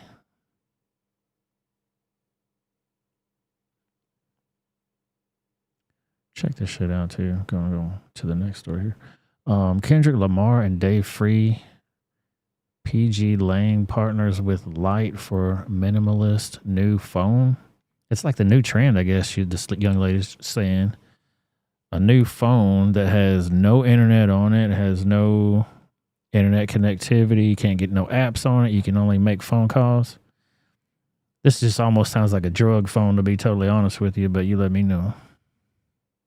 So the phone that Kendrick Lamar's PG Lane just released is already sold out. There were only 250 made, and you literally cannot browse social media or access the internet on it. It's called a light phone, and it's in partnership with a tech company called Light, who prides itself on creating phones with the bare essentials. Phones that help you disconnect from social media and reconnect with the real world. So on this PG Lane Light phone, you can literally call, text, use GPS. You have the option to download music and podcasts, set an alarm, but you cannot scroll on any of the apps, and you can't get on the internet. And honestly, it seems like this might be the way of the future, because there's already a quote-unquote dumb phone movement where people are buying phones that they can't access social media on in order to help them like disconnect. I think it's kind of cool. What do you think about the dumb phone movement? Would you get a light phone? Let me know in the comments. That's just wild, right? So they get a dumb phone. It's like it's going to be the new craze for the youngsters. We're tired of internet. But if you turn that shit off, they lose their damn mind. Let's see what this young lady's got to say. I got my first bit of hate for saying that I wanted facial hair removal but can't afford it, and my insurance doesn't cover it. Which is, a gender affirming procedure. And the person commented and said, well, cis women don't get that covered by insurance either. Why should a trans woman? And it's like, my wife has PCOS. And one of the ways it manifests, with a lot of women who has, cis women who have PCOS, is facial hair growth. Absolutely. I think that should be covered by insurance, especially when it's not like state sponsored, it's not federal. So I'm just saying I pay into the system, and I can't get that covered. They won't do anything for me. They won't do anything for her either. So yeah, cis or trans, if it's a gender affirming procedure. So when you block things for trans people that are gender affirming, you're also affecting cis people, which was part of the point.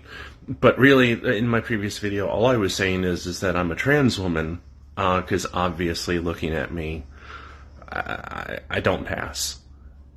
And I was just trying to give context to something for someone who's never heard of me or seen me before. So, Blah. Not my thing, man. Do what you want. Not my thing. Do what you want. Weird.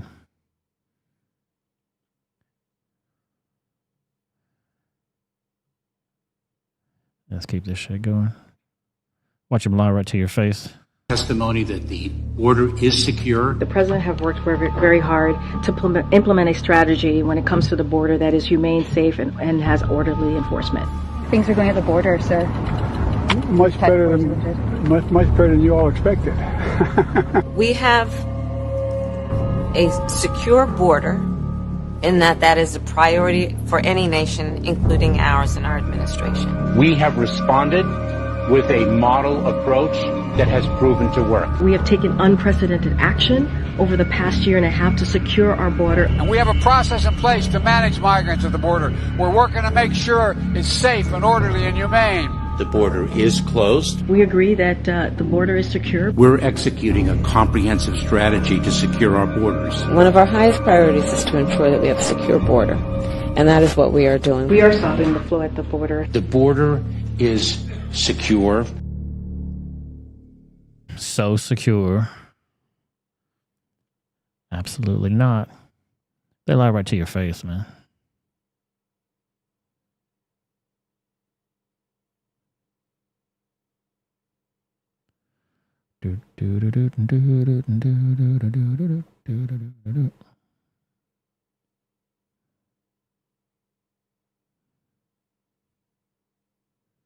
Yeah, we need to go down through my list of memes through over this last year.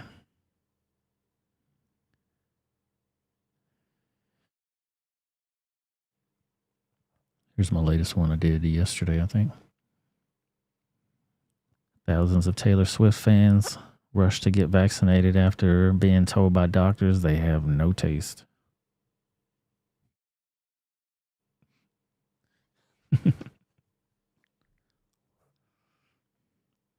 Well, they really don't, so panic sets in, you know what I mean? Like, what do you do?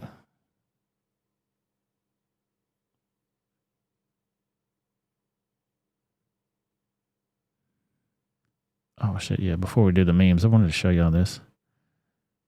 I bought these fucking paper towels the other day and I had no fucking idea. I didn't even look at the cover on this thing. I just bought it. I'm like, what is this? Okay, whatever. Bounty paper towels. They get a special for free milk when you get paper towels. What's up, Latina? Happy New Year. So I bought these motherfuckers unbeknownst to myself. And when I opened the package, I was like, what is this shit? Because they were so gaudy. I'm like, what are these things? They're so fucking ugly, dude. These are some of the ugliest prints. When I put them onto my dispenser, this symbol right here stuck out to me straight away. Then I started looking at the rest of this artwork going, what the fuck is this artwork? Ugly as sin. Like, what is this? Then I went back and said, what is this? Did I buy? And then I saw this and I go, oh my fucking God, no way. Inclusive Artist Project? Come on, Bounty.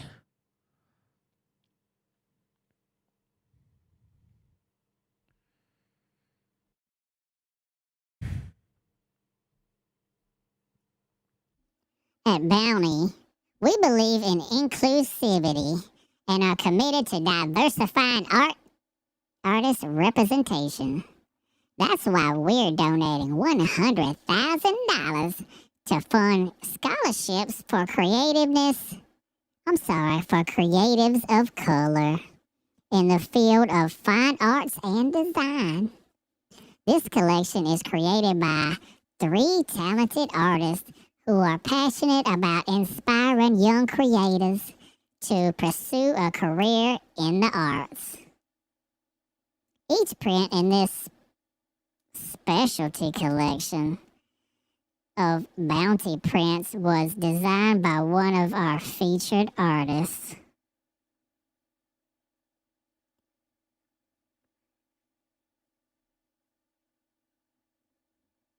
Ridiculous.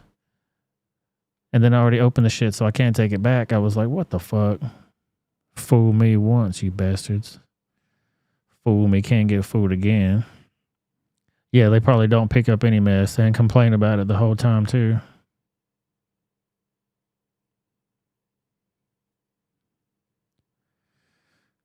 Let me see here.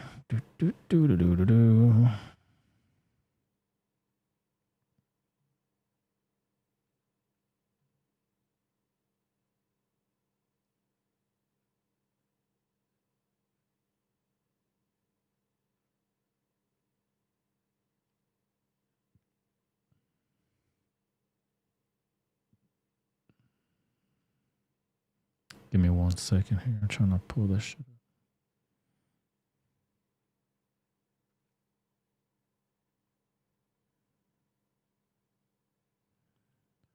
Oh my God, are you for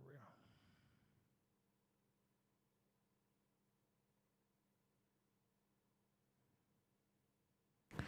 What's up, Bob? Hello, Bob. Happy New Year. Aren't you already in the new year over there? We still got a little bit more to go.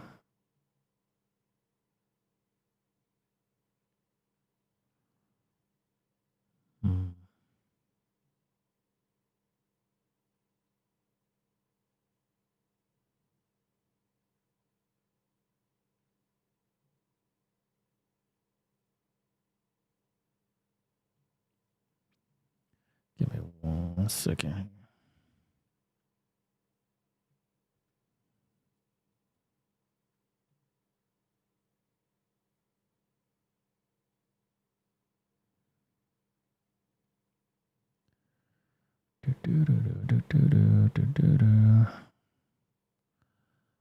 Well, fudge.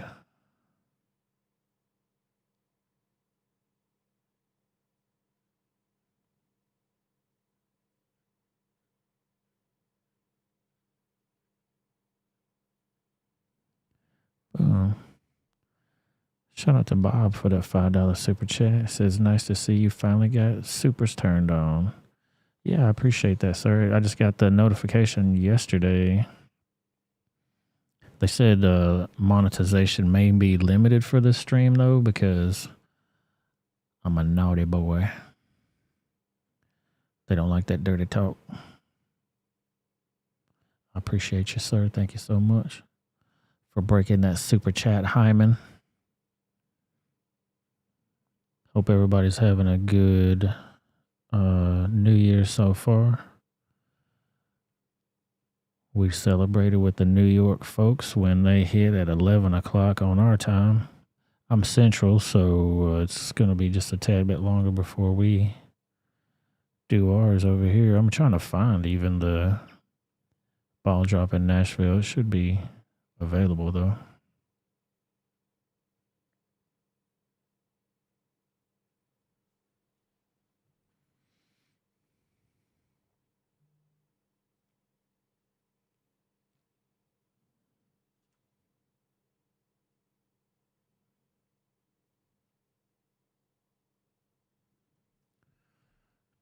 Trying to get back to where we were.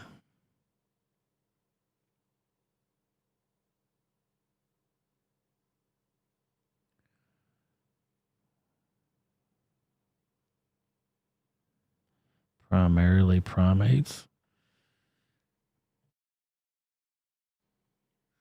What is that about, Latina?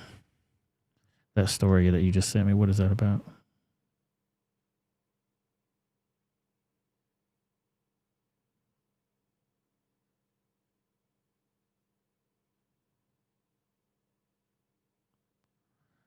Close that bitch anyway so I can do.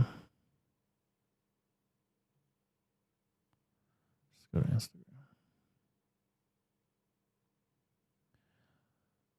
Instagram. Bob K MIT says, oh wow, $50 super chat. Thank you so much, sir. I appreciate that. Holy macaroni. Shout out to Bob throwing them big dollars, making it rain up in here. He says, screw them. Yeah, screw them, folks.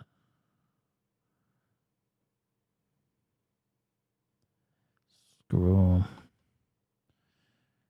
Here's one I did for Biden here recently. Adventures in babysitting.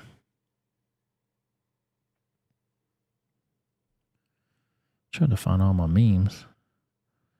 I had them all posted up, but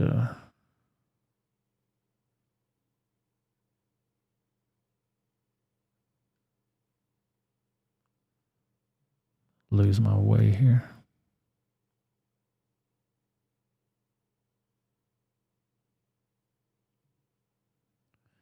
Oh, it's a chimp that was able to walk upright and had abnormal DNA. All right, let's go check it out.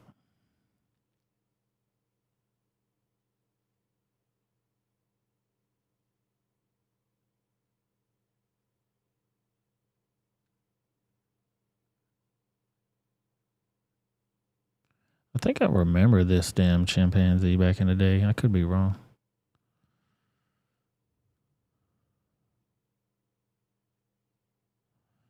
The Life and Times of Oliver, a chimpanzee.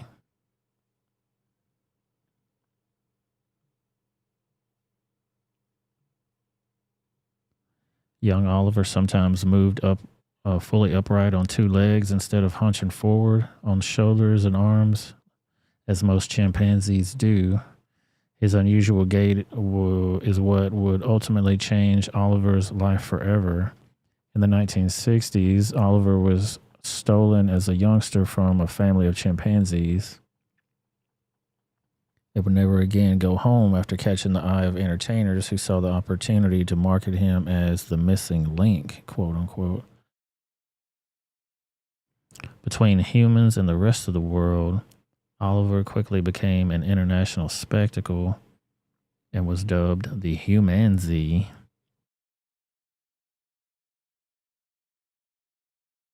Interesting. A string of promoters taunted Oliver as a possible chimpanzee/human hybrid. Seen on the Ed Sullivan Show and Japan's Nippon Television, Oliver was shown as a sherry-sipping, stogie-puffing, coffee-loving, jet-setting star who was sexually attracted to humans. Oh, hell no. Few were ever mentioned that Oliver once lived free in the Congo, or that the promoters tethered and led Oliver by a chain. Well, of course they did. They'll rip your damn face off. Y'all see those people that try to keep these types of monkeys? They get their face rearranged and totally busted to pieces. Or ripped off, like they'll grab your shit and rip it off. After the entertainment world lost interest, Oliver was sold one last time to the research broker Berkshire Corporation of Pennsylvania. Not much was said about this period in Oliver's life. In 1988, after suffering several strokes, muscles atrophied from many long years in a lab cage, and failing eyesight, Oliver was released to primarily primates. Toothless and arthritic, Oliver still managed to leave the lab cage in legendary fashion, walking upright.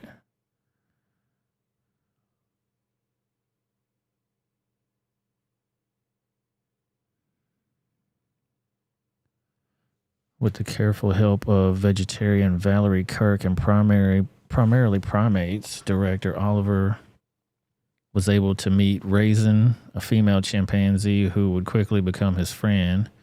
Filmmaker Andy Cockrum handmade 2 hammocks for the pair and installed one of them near the ground to allow Oliver to find it.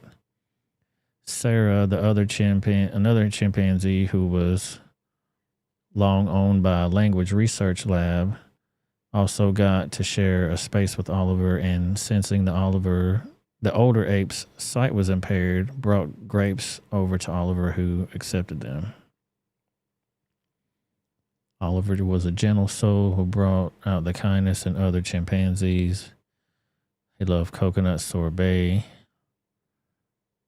They got the biggest hoots and hollers. Remembers one caregiver, but he didn't. If he didn't like something,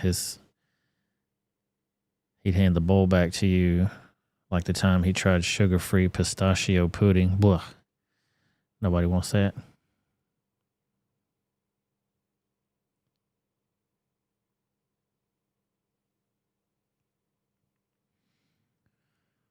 It was early June 2012 when Oliver was found resting motionless in Andy's hammock.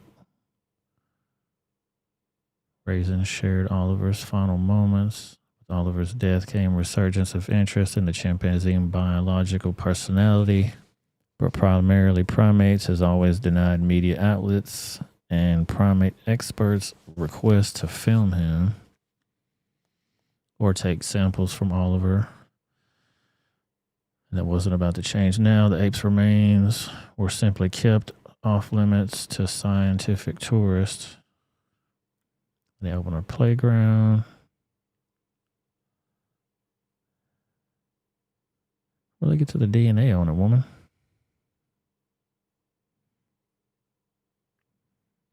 They didn't talk about his DNA being different.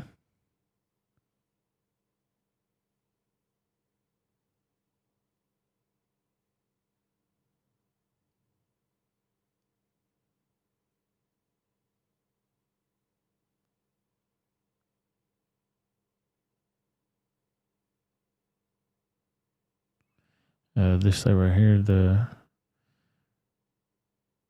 chimps from the movie Project X were found a new home from this sanctuary. Have you ever seen that movie Project X? That shit's good. It's got Matthew Broderick in it. It's a damn good movie.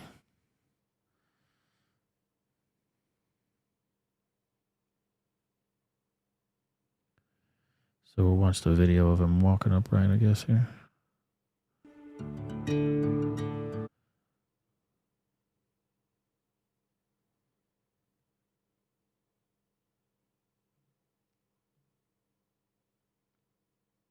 Oh, it's just the park the 8 park that they got where they keep them for research purposes, or after their research is done. I guess they try to give them some type of a life because they can't go back into the wild. They're pampered.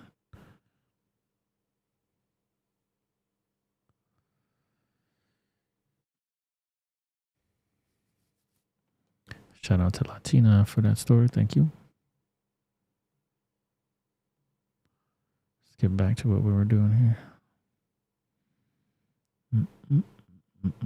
Make sure y'all hit that like button for me. Hit that subscribe button if you like all this stuff I'm bringing to you.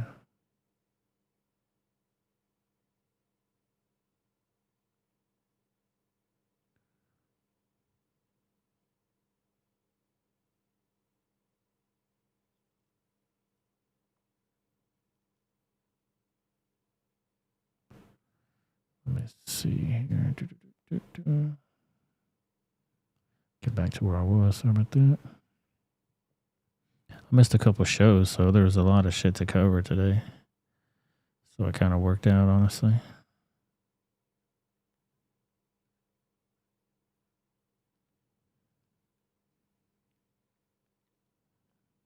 I appreciate y'all hanging with me this long. We got about 15 minutes before the ball drops in Nashville. They used to have a big guitar that dropped back in the day. I don't know what they got now. If they just do a ball down there. I haven't went down there since they did all that in a long time. I could just watch it on TV.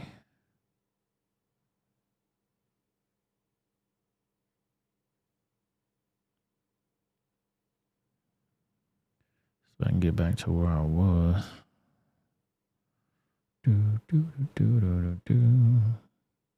While I'm doing that, I want to give a shout out to my rebels. Thank y'all so much. Shout out to Bob, too, for making it rain up in this piece on the very first monetized show of the new year. Starting off the new year right. Thank you to my rebels so much. I definitely appreciate y'all. Shout out to them moderators as well. Anthony McQuaid, Atomic Tabasco, Cat F, Zeta Witch's Cane Sword, who made his appearance earlier tonight. I definitely appreciate it. He said his schedule's crazy, so it's hard for people to always catch us when we go live on Tuesdays and Thursdays. But I'll try to do more sporadic shows too. Because sometimes I feel like going live and it's not a scheduled day. I'm like, nah, nobody will want to come. Latina and Callie's in the house. Thank you for being here, young lady. And shout out to the Miss Sonia Scrapbook. Best damn co-host on the internet. Missing in action tonight. Hopefully she's being safe up there.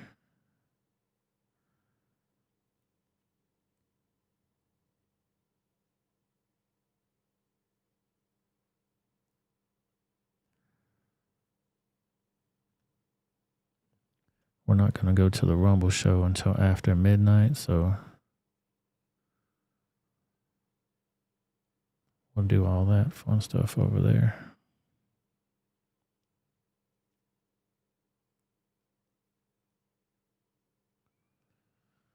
You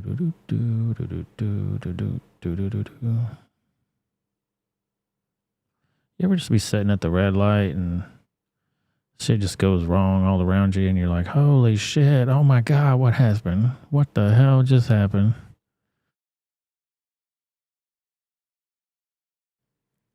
Kablamo. Going too fast coming around that curve on that overpass, probably. Wee, I'm a stuntman. Boom. Done. I don't know if you would survive that, man.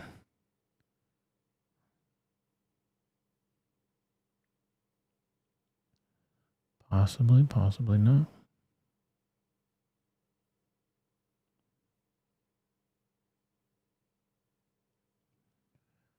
One second. What's going on the streets nowadays? Hitting this shit like the Dukes of Hazzard, son. Supposedly, somebody was on a high-speed chase and they hit another car, and it made them jump off of this. Boom. Landing off in the middle of nowhere. Holy macaroni. Be safe out there.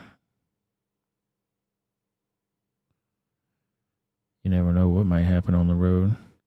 You might be on the way home from school one day and your bus driver passes out and tries to call for help. And you might have to stop this bus on yourself. That's exactly what happens here. This person was having a medical episode.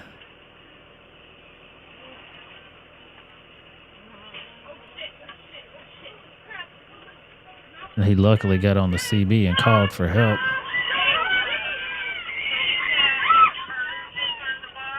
Someone call 911. Now. Someone call 911. I don't care. Someone call 911. They're flipping out, dude. So he's driving, you can tell.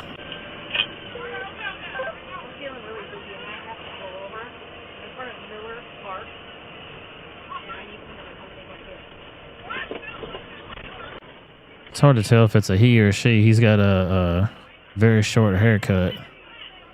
He's having a medical episode. Getting dizzy, wanting to pull over, but he didn't pull over in time. And this student that was in the back happened to actually catch it and was like, oh my God. Put your foot on the brakes, homeboy.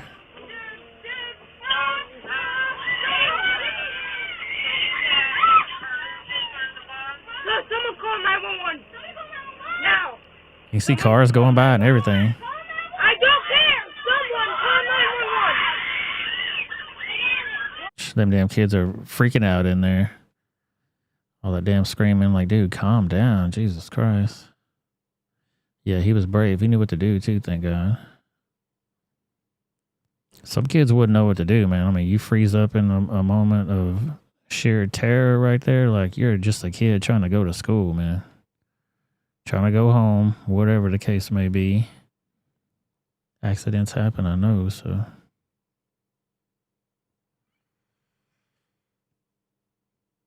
Oh, Sonya made a video, Happy New Year video. Let's watch it. Can I get y'all to help me do this one? We'd love to. Want to join it?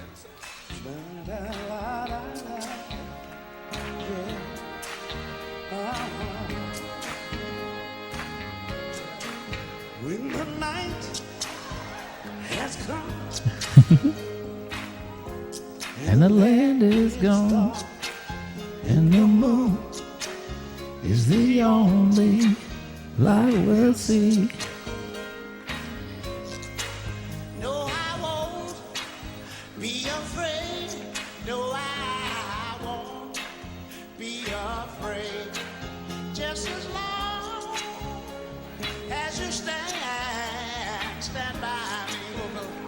So darling, darling, stand by me. Oh, stand by me. Oh, stand by me. Stand by me. If the sky that we look upon should tumble and fall, all the mountains should crumble to the sea. What do you think about Teddy? I've got to say that I won't cry. I won't cry. No, I won't shed a tear. No, just as long as you stand by me.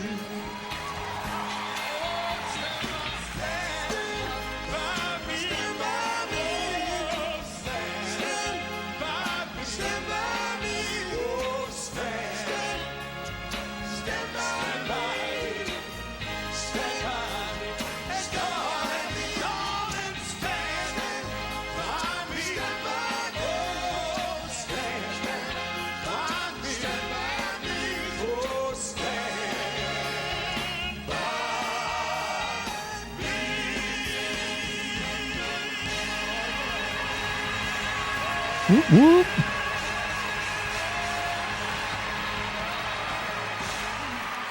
Nice. Yeah, I was going to go check out that feed for the Nashville ball drop, and Sonya posted a video. Like, hell yeah. I thought I was going to say, did we miss her live or something? I was about to be pissed.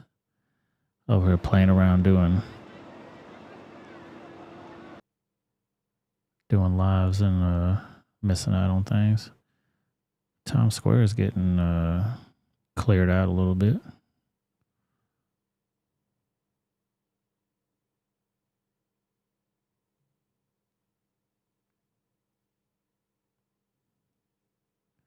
Let's see. Here's the Nashville skyline right there. Beautiful Nashville, Tennessee.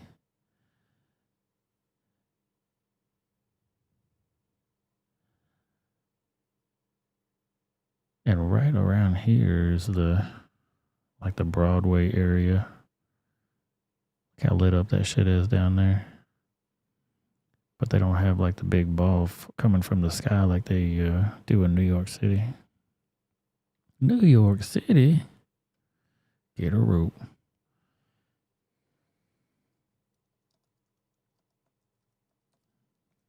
See if I can find this beast.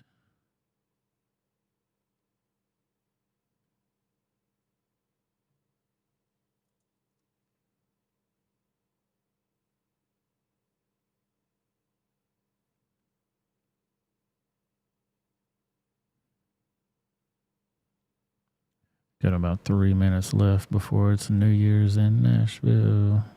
What's up, Atomic? Welcome to the party.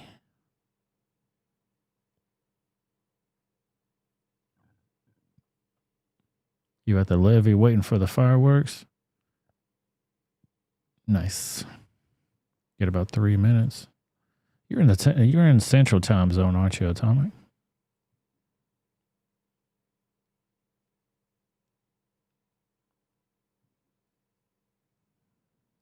Yeah, that kid was brave. You got to get out there, man. When emergencies happen, somebody's got to step up, you know.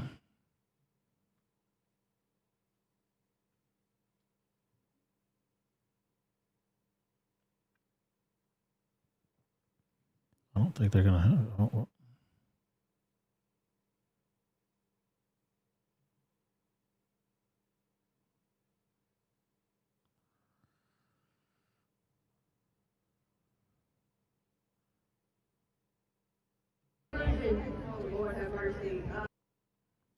Yeah, here goes the live from Nashville feed down there. Shout out to ZPR 5 over there. Got about 2 minutes before that's going to start. Yeah, but I don't want to zoom in too much because there would be fireworks too, you know. Yeah, they're going to have fireworks going on over there in just a second. Just hang loose, bloods. Oh, they have the music note. Duh. I forgot about that. It's my town, and I forgot to do the music note. Duh. It looks like a high heel almost.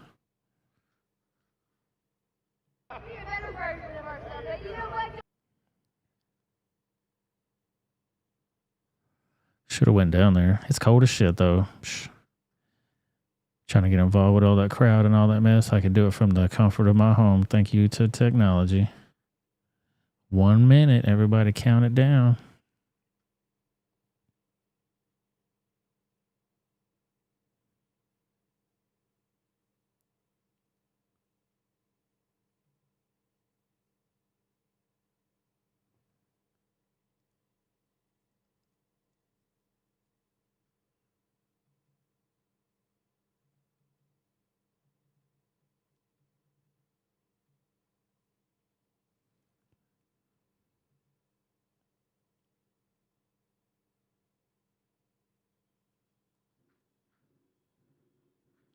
They're popping it off. Oh, Happy New Year, everybody.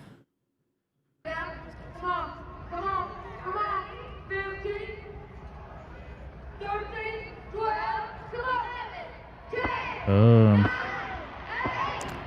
we go. Happy New Year, everybody.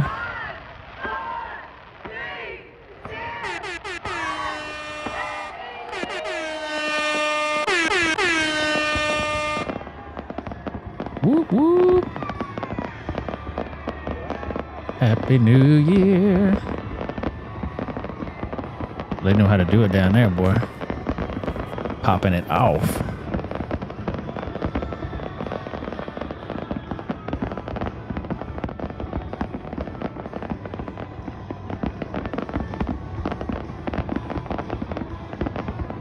MAGA 2024, yes ma'am. Happy New Year, guys. Happy New Year, everybody. Fuck you, 2023.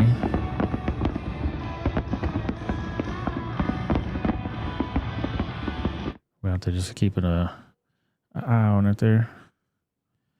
Boom, so that's it. We're into it now. And I can hear the neighbors outside there blasting shit off out there too. They still got that fireworks show going down there in Nashville. Oh, he's buffering.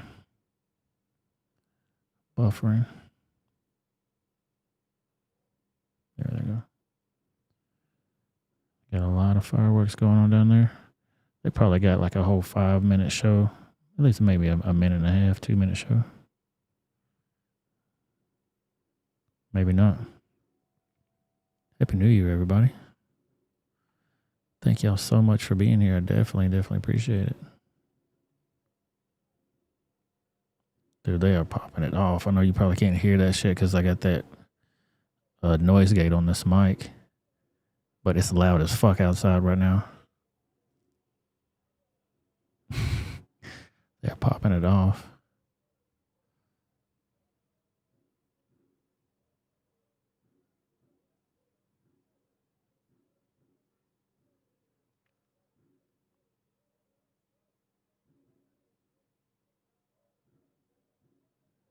Dude, they are popping it off out here.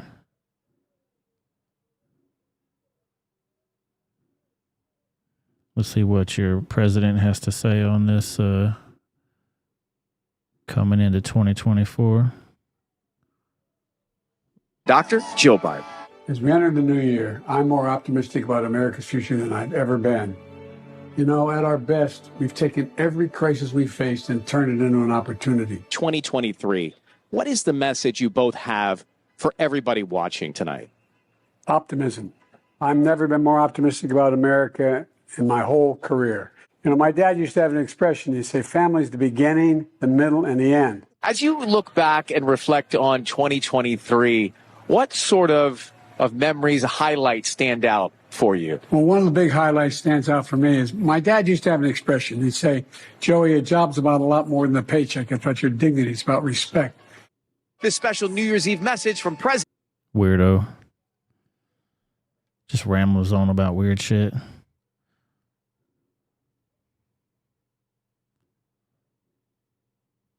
What the fuck's going on with Britney Spears, man? Do y'all follow Britney Spears on Instagram? She posts some strange videos.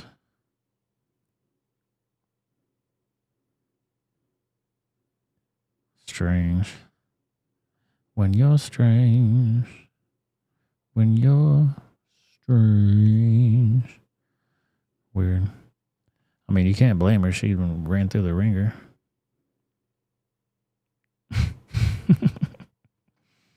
Noel says Biden 30-24.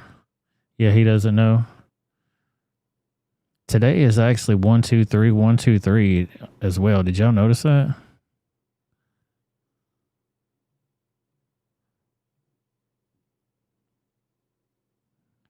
Like, look at this. 1, 2, 3, 1. 2023. So when you're writing it out without the 20 right there, it's 1, 2, 3, 1, 2, 3. 1, 2, 3, 1, 2, 3, 1, 2, 3. Let me get back to what I was doing. About to go to Never Never Land over here.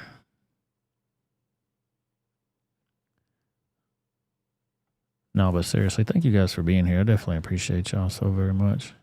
The channel is 1 year old already. I started doing the channel in December. On December the 5th was the very first show that I ever did. And it's January the 1st now, so we're a little bit over a year old. Still a little baby.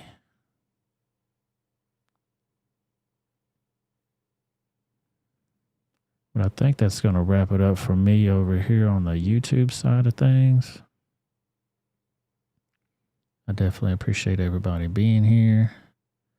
You can get this on your favorite podcasting platform, Spotify, Apple iTunes, all that fun stuff. Make sure you go there and check that out. Follow me on all these platforms you see scrolling right there. I don't know how much longer I'll be able to go, though, because this thing is going to start heating up. I might do, you know what I might do? We'll do a chill stream over on Rumble. We might have to start a new stream, though.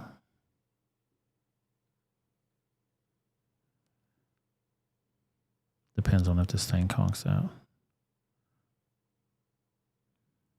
If anything happens to the stream, I'm going to shut it down for about a half hour, and then I'll come back and probably do a music stream for a little while on Rumble. Just to hang out and do fun stuff. Everybody's giving me Happy New Year. Happy New Year.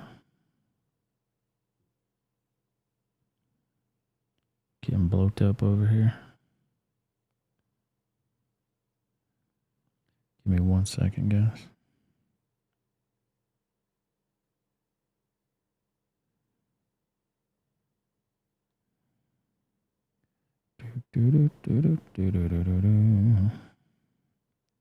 Say Happy New Year to everybody while we're all here together.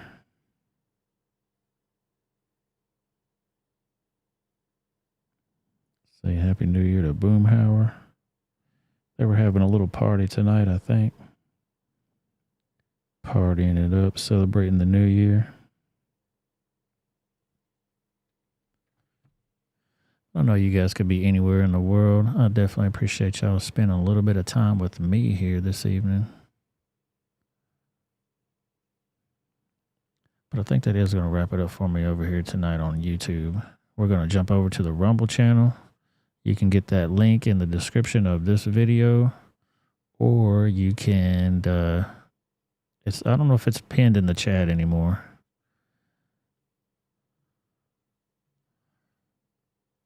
I tried to pin it to the top, but for some reason it doesn't want to always work for me. And I'm not sure why.